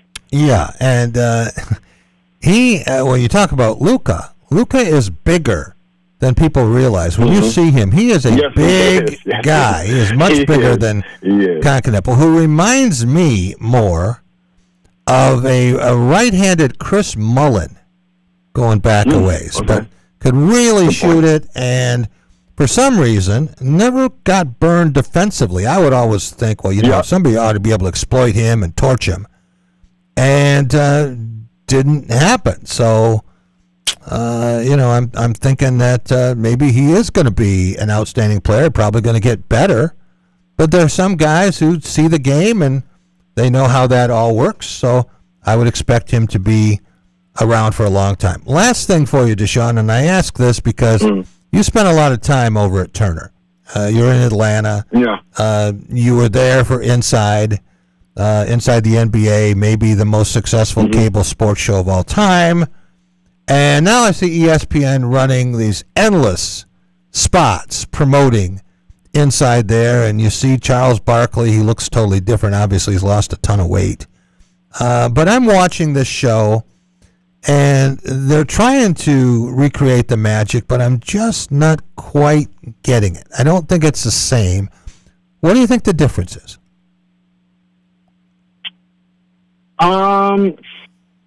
I don't know, because you're right. I mean, it's not the same. It has a totally different feel. I don't know. It just doesn't feel. It doesn't have the organic feel. I think some of the production for sure makes it feel different. You can put the same guys up there. You can put same set, same. Those things don't change. But sometimes I think the production, a lot of times, and this is where I show that much more appreciation now that I've been working in the business and really starting out and on the production side, is really how they put those things all together. The not storylines or narratives, but just all the extra intricate things that you have to put into a show besides guys up there talking. The creative and unique ideas that they put with it, whether it was the gone fishing or just whatever the case may have been, all the graphics and everything else, I think that is a little bit different. And it's not that I'm against different. It's not that I dislike, the way that Prime and new NBC and all that stuff is doing things. It's going to take a little bit of time of getting used to, but there were some great brainiac minds behind the way that things were run over at Turner. Do you think ESPN, I don't want to say handcuffed, but I just did, I think ESPN is handcuffing some things a little bit for those guys? Maybe, but it's got to be organic. Yes. Some of the things, it doesn't feel organic. It feels, you ever see someone doing something, you can see them thinking about it before they do it. Scripted a little bit. Scripted a little bit, and that's kind of how it feels. But I do love the idea that they got a lot of different people on different sets of some of these different networks and so forth, publicate all these things, to play multiple different roles within it. It's not just the same four guys that we're used to seeing. A lot of guys, they've done a great job of scoping out some good guys to analyze the game. Different types of personalities. I think it's good. Is there a chance that when you were talking about coming back to Michigan, making a appearance back here, that we will actually see you at a Pistons playoff game? Yeah, I like to think so and hope so. Your sister's the mayor. You ought to be able to. Right. You heard the first thing I said, right? I'm gonna have to talk to the old mayor. Yeah. And see what she can kind of put together. I think first things first is getting through the surgical things. Yeah. To where I can actually sit down for longer than 5 minutes or something without having to lay down or stand up. sitting down is a pain in the rear end right now. And so after the recovery process and the post-op and all that kind of stuff, then, maybe make an appearance and be able to check out a game with Dad and the siblings and all that good stuff. And I can't wait to be able to do it again. Those disgusting olive burgers are on Jack when you get here. How about that? Oh, yeah. Yeah. I need a fresh, if you don't do nothing else, coming out of surgery tomorrow, listen, they said it's going to be, be there at 12:40, surgery's at 2, takes an hour and a half, and then once you wake up from recovery, I'm going to need my olive burger. Jack, Boston Rob, whoever person listening on the air right now, it doesn't matter. I need the olive burgers and lemon pepper wings coming your way. There you go. Rob doesn't appreciate olive burgers being from Massachusetts. I don't know what the problem is there. No, the wings I can get you. The wings I'm with you on. Well, Jack, here's the deal. If Jack is responsible for the olive burger, and you're responsible, Boston Rob, for the lemon pepper wings, I'm in. Who's going to be responsible for the for the stuff that comes with the lemon pepper wings that you get? That's your responsibility. That is all your responsibility. Mine. Okay, yes, mine. Absolutely. Mine. Okay, of course. Yes. All right. Thanks so much, and we will see you when you get here, whenever that is. Thank you guys so much for having me. I appreciate it. We're going to stay right here. Joining us, Jim Stark. Jim is, of course, our Detroit correspondent for the Tigers and the Red Wings. And, Rob, maybe we can get the Tigers game back on the television here because it is resumed. Well, we cannot because the local television channel went right to the news and whatnot. So so they basically cut it. And, of course, cut the game. They cut the game. What is this, Heidi? Well, you could say. Wait till I get a hold of Fred Human tonight. He's going to be answering questions. And I love to get a hold of him like 10 minutes before he goes on the show because it drives him absolutely fruity. You like to poke the bear. I do. You do like love to be poke getting some text bears. messages. You know that. Yes. There's a text chain covering Michigan State, right? How many text chains do you have? I swear to God, you have many. Yeah, many. That's a great word for it. Yes. Yes. So they tend to send a lot of texts late afternoon when Fred is getting ready to do a show, or at night. It seems like it's always just when he's doing something. And he doesn't know how to use a phone anyway. So this drives him absolutely fruity, or fruitier. And so I'll be sure to hit him 3 or 4 times with that tonight. A quick update, and I'm sure Jim can say this as well. We are at the end of the 8th inning, 8-7 now. Yes. Kansas City. So. Yes. 1 inning left. And who's pitching for the Tigers at this point, Jim? Do you know? We know that it was 6-1, and then 6-2, and then next thing we know, Seabold. Okay. Oh, there we go. Yeah, so Seabold's in. He came in for DeJesus, who came in for Holton, who came for Drew Anderson, who gave up all the 3 of the big runs. So okay, Drew Anderson. Yep, he's the guy that got from Korea last year. Yep. Yeah. Mm-hmm. Never liked that move. Well, it didn't pay off today. No. All right, and Kansas City, which has been hitting so anemically. Yeah, it was 6-1. The Tigers were up early. Yeah. Cato Montero was throwing a great game. And Bobby Witt had 2 doubles and first big time game for him this year. Yeah, they've hit almost nothing. Their wins have been like 1-0, 2-1, but the game got away from Montero a little bit. But then Anderson came in just to fire, gas on the fire, and then next thing you know, it's 8-6 on the big home run. Yeah. And it's just too bad because that was a great getaway. You had them down, Jack. They got to leave town to get the bus and get home. And how'd they could come back? That's a disturbing fact. I'll tell you that. But it's been a good week, though. Been a good week. Yes, on a big streak here. Yep, 5 in a row. 5 in a row after losing 5 in a row. Back to 500, which one of the always get to 500. They could build from there. So you remember the home run over the weekend? I think it was Sunday that Carpenter hit. That was in the dirt. It looked like it was late in the game. They already up. They up, and he added like 2 more runs. Yeah. But, I mean, the pitch was so low. Yeah. It was like nowhere near being a strike. It had to be 6 inches off the ground. Carpenter is struggling. The big 3 continue to struggle and scrape. Riley Green, Carpenter, and, of course, Spencer Torkelson. But Riley had a good game today. He did. But 2 hits and a walk. You know what's the most strikeouts on the team this year? Don't guess Riley Green. Kerry Carpenter's got 22 so far. Right, yeah. 22. Actually, He's Riley off to a tough Riley start. Green has got 16 in 16 games. So at least he's on a pace to be less than last year. The thing about Riley Green, and go round and round in one of the text chains with Steve Wade about this, who hates Riley Green. He really does. He really does. Riley Green is walking, and that's a good thing. He's still striking out a lot, but he walked. He walked again today.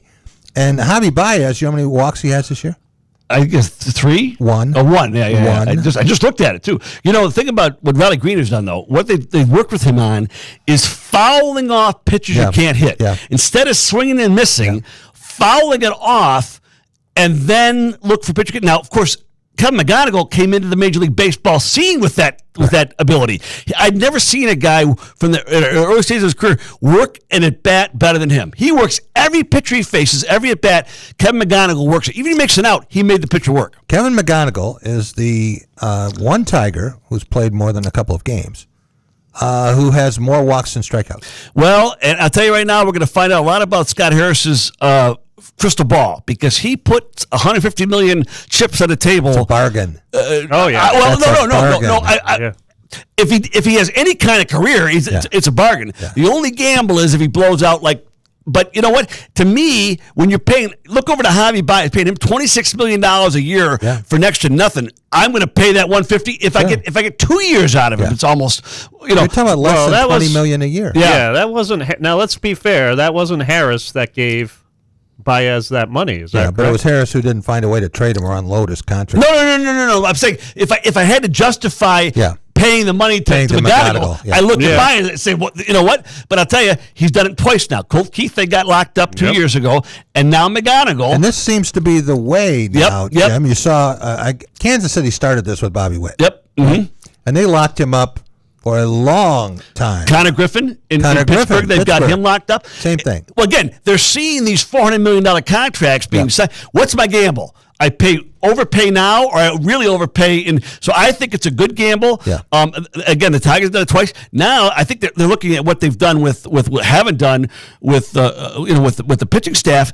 Who are they going to lock up there early? Is there someone on the staff right now? Would you lock up anyone there early? I don't know now. No, I don't think there would be. No. But they missed the boat. Valdez is older, so you're not going to do that with him. No, but Tarek Skubal, they missed the boat. Yeah. I think they're intent on not missing the next one. Could have locked him up 3 years ago. Yep. Yeah, and didn't they talk about it? Well, he got hurt. I don't know. Yeah. But I'm glad they did it with McGonigal. I think it's but the thing about McGonigal, I want to see him settle into one position. I don't like this flipping back and forth between second and third. AJ Hinch, he likes to move these guys around. You know what though? How many all-star Hall of Famer level players ever switch all the time? Yeah, you saw guys switch in their careers, but when they played a position because they got used to it.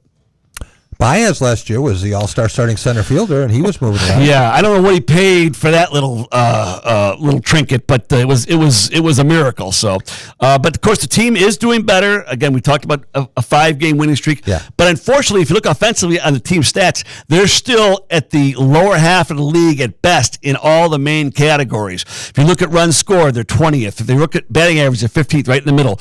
On base percentage, 14th, in the middle. But slugging percentage, 365, 22nd. So that's all in the middle or down. They got a long way to go if they're going to get the kind of offense they want to win anything other than just maybe the division.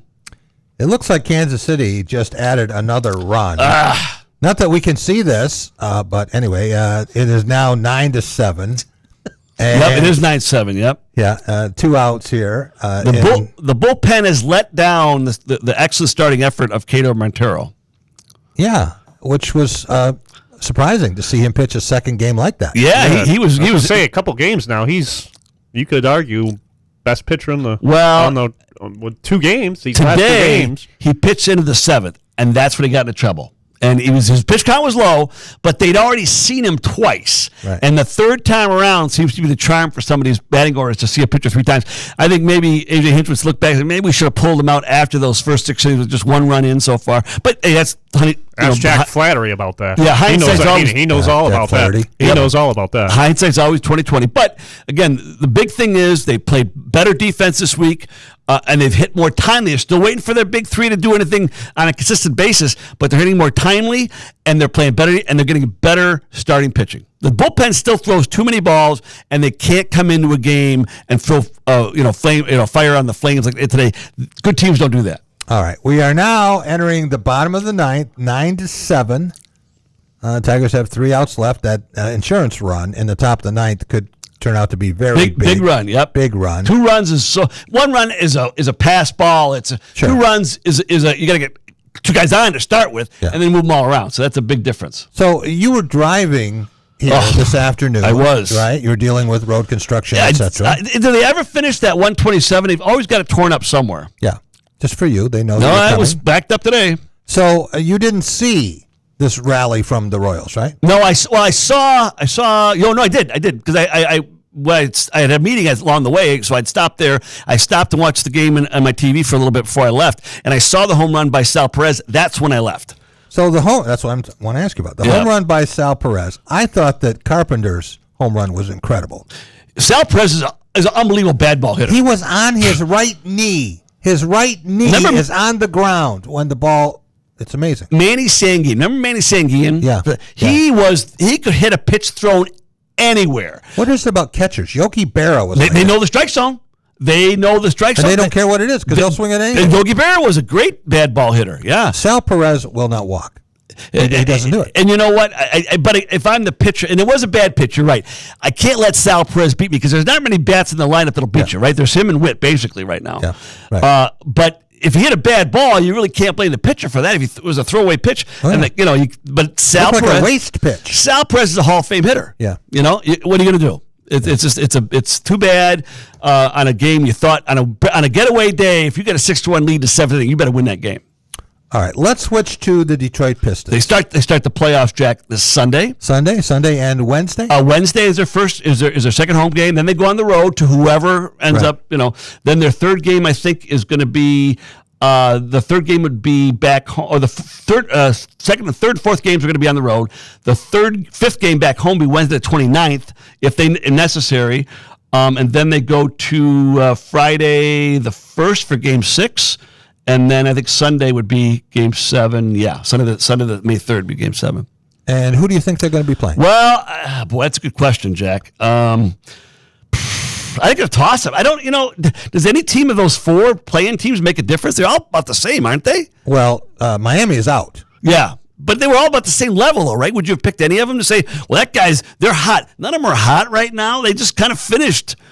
I didn't think anyone finished strong, did they? I'm going to say Charlotte again. How about Charlotte? In the last segment, I think Charlotte could give Detroit, probably out of the teams that are left, could give Detroit the most issue. Yeah, they were steal a game or maybe 2. Yeah, They were the best at the end of the season. You're right. They started to really pick up their game towards the end of the season.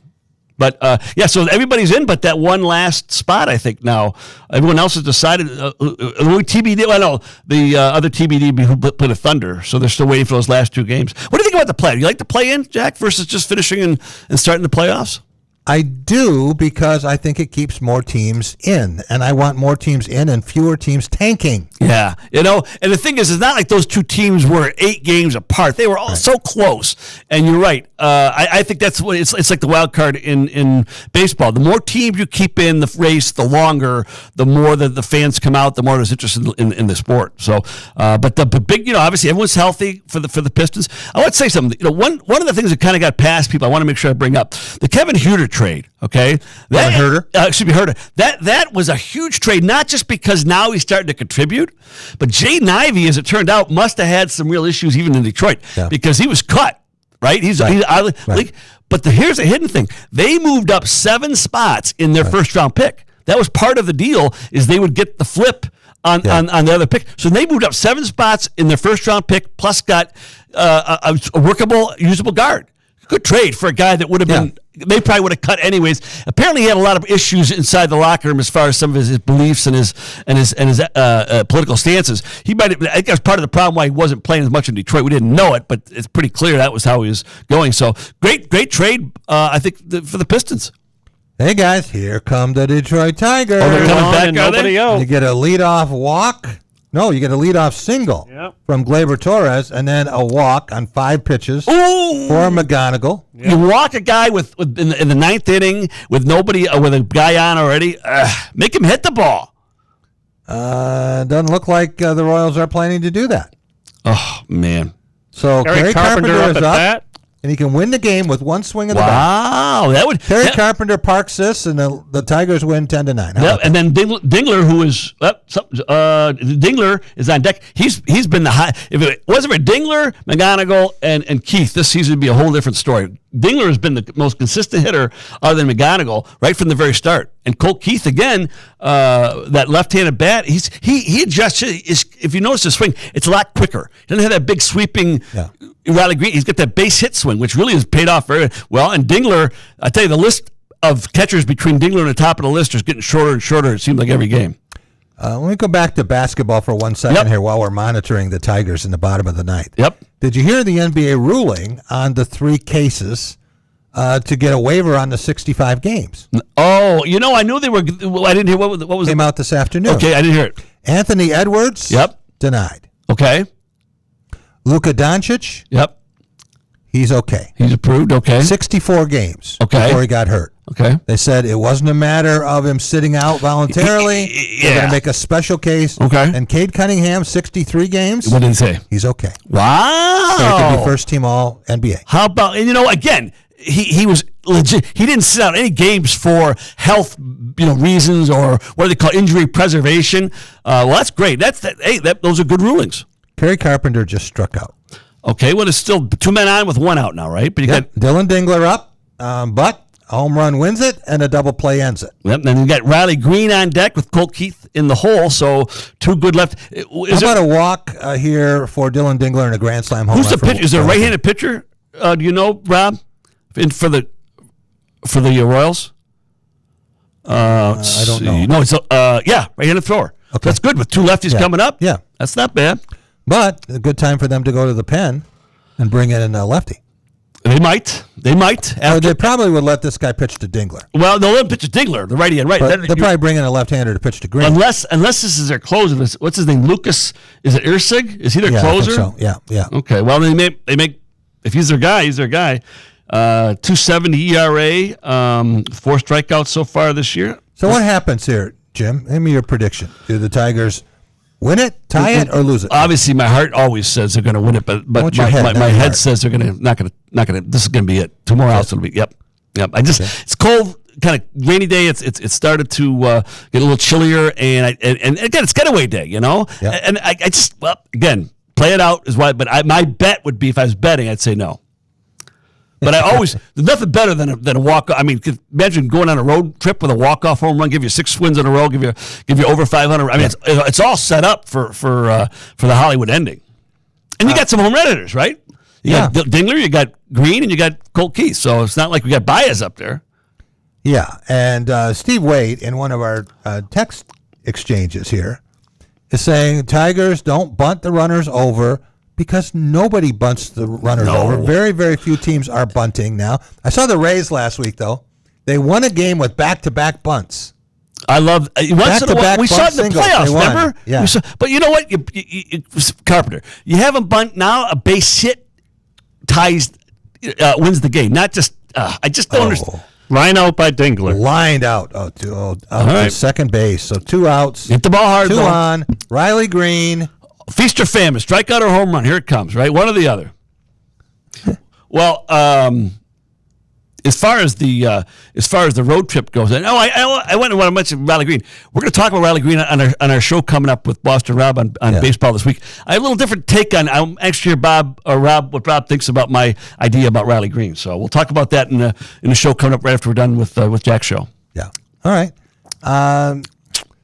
The baseball this week. Topics? Yes. Are you coming up with those? Is Boston Rob coming up with those? It's kind of a mutual thing. No, it's kind of a mutual thing. We kind of let the I'm just pushing buttons over here. No. Rob's a good contributor. But the Tigers of the week, sort of. Last week it was easy because we talked about how much they were struggling. This week it'll be a little more fun because we got some success to talk about. The bitching and complaining that Jim had last week because of the losing streak. What did I say though? What did I say? I wasn't just.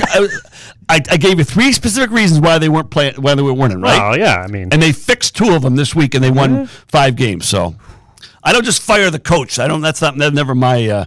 I try to figure out why they're not playing well or why they aren't doing well. But so what do you think? 2-2 count on Riley Green. What do you think for this first? It's hard to pick until we know a team, but you think the Pistons will get their first series win in what? 12 years since 2000. Yeah, I do too. I think they're playing as well as anybody is right now. I think the Pistons are going to win the East. Sorry, Rob. I do. Yeah, I mean, Boston could get them. Boston's good to play as well as they have. You know why I think they're going to win?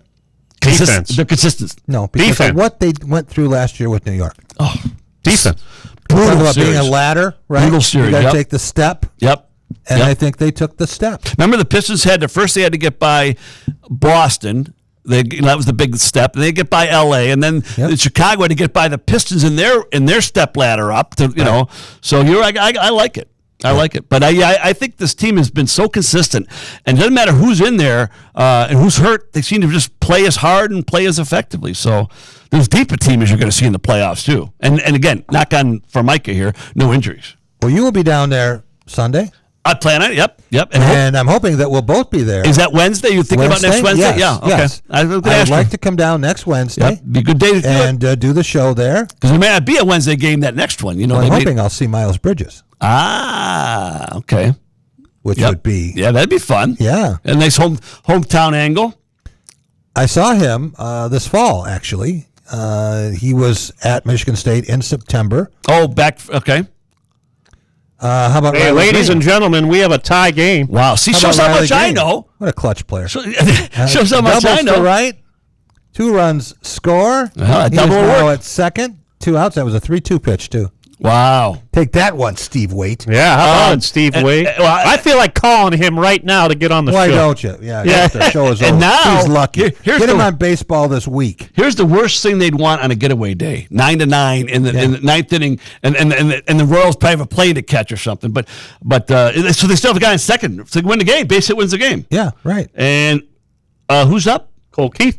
There we go. There you go. One of the hottest. Time for a little payback. Highest batting average, right? Yep. So they had it on local. Ladies and gentlemen, we have a walk-off single. Oh man! What do I know about baseball? 10-9 final. Your Detroit Tigers. 3-1 win. They walk off a win to go on a road trip. They over 500. All the good things I talked about. I didn't jinx them. If I said they're going to win, I probably would jinx them. So good win to end the series. 6-game winning streak. Two series wins in a row, and it's tough to sweep the Royals. That's never an easy thing for the Tigers. So that's big win today. Yeah, everyone feels better, right? Pitching staff feels better. Drew Anderson feels better for sure, right? So moving ahead for the Tigers, what's the next challenge? Well, coming up, obviously tomorrow they're off, but let me see. They got the Red Sox, that team in Boston. Boston. Going to Boston, of course. They're there for the race. They're going to be there for the marathon. For was it Patriots Day, Rob? Is that what it's called? Yeah. Yep. And so that's a big, tough to win that day for sure. They play right after the race, don't they, Rob? Yeah. Okay. So sort of like in Detroit for the Thanksgiving Day football game, they play right after the parade. There they play right after the race. The 7-11 Boston Red Sox right now, and they're making a bit of a comeback. Yeah. A little more upbeat show this week, Jack, than last week because our teams are winning a little bit. So, and again, it's because of better play. It's not just because of poor play on the other team. That's better play is always good. Well, it has to be upbeat. I mean, how often are you going to get a show with a 6-game winning streak, right? Better take advantage of it, right? This be the longest winning streak they have all year? Yep. Oh, yeah, for sure. Think? And then they go, after Boston, they've got 4 games in Boston, and they go to Milwaukee, which is never an easy trip with that team. They're really good this year, Milwaukee. Milwaukee comes to Detroit, then they go on the road back to Cincinnati after that. So 4 games in Boston, quick road trip, and they're back in Detroit on the 21st. Want to thank all of our guests today, starting with Tony Garcia of the Detroit Free Press. He had his wedding shower. He's going to have the wedding next month, but here to talk a little bit about Michigan football and getting ready for its spring wrap-up as Michigan State is on Saturday. And you heard from Rodney Bullard, Michigan State receiver, still waiting for word from the NCAA. They can't seem to count up to 5 of that organization. Colin Pouncey from The Athletic. Great job covering the Detroit Lions, talking about the draft and what Brad Holmes is going to do. Definitely need help in the trenches. offensive tackle. Wouldn't be a bad idea. There are other ones that would work too. Deshaun Tate, our Lansing-bred, Atlanta-based basketball savant, and Jim Stark, our Detroit correspondent. Stay tuned for baseball this week. We'll be back with you tomorrow, everyone. Have a great night.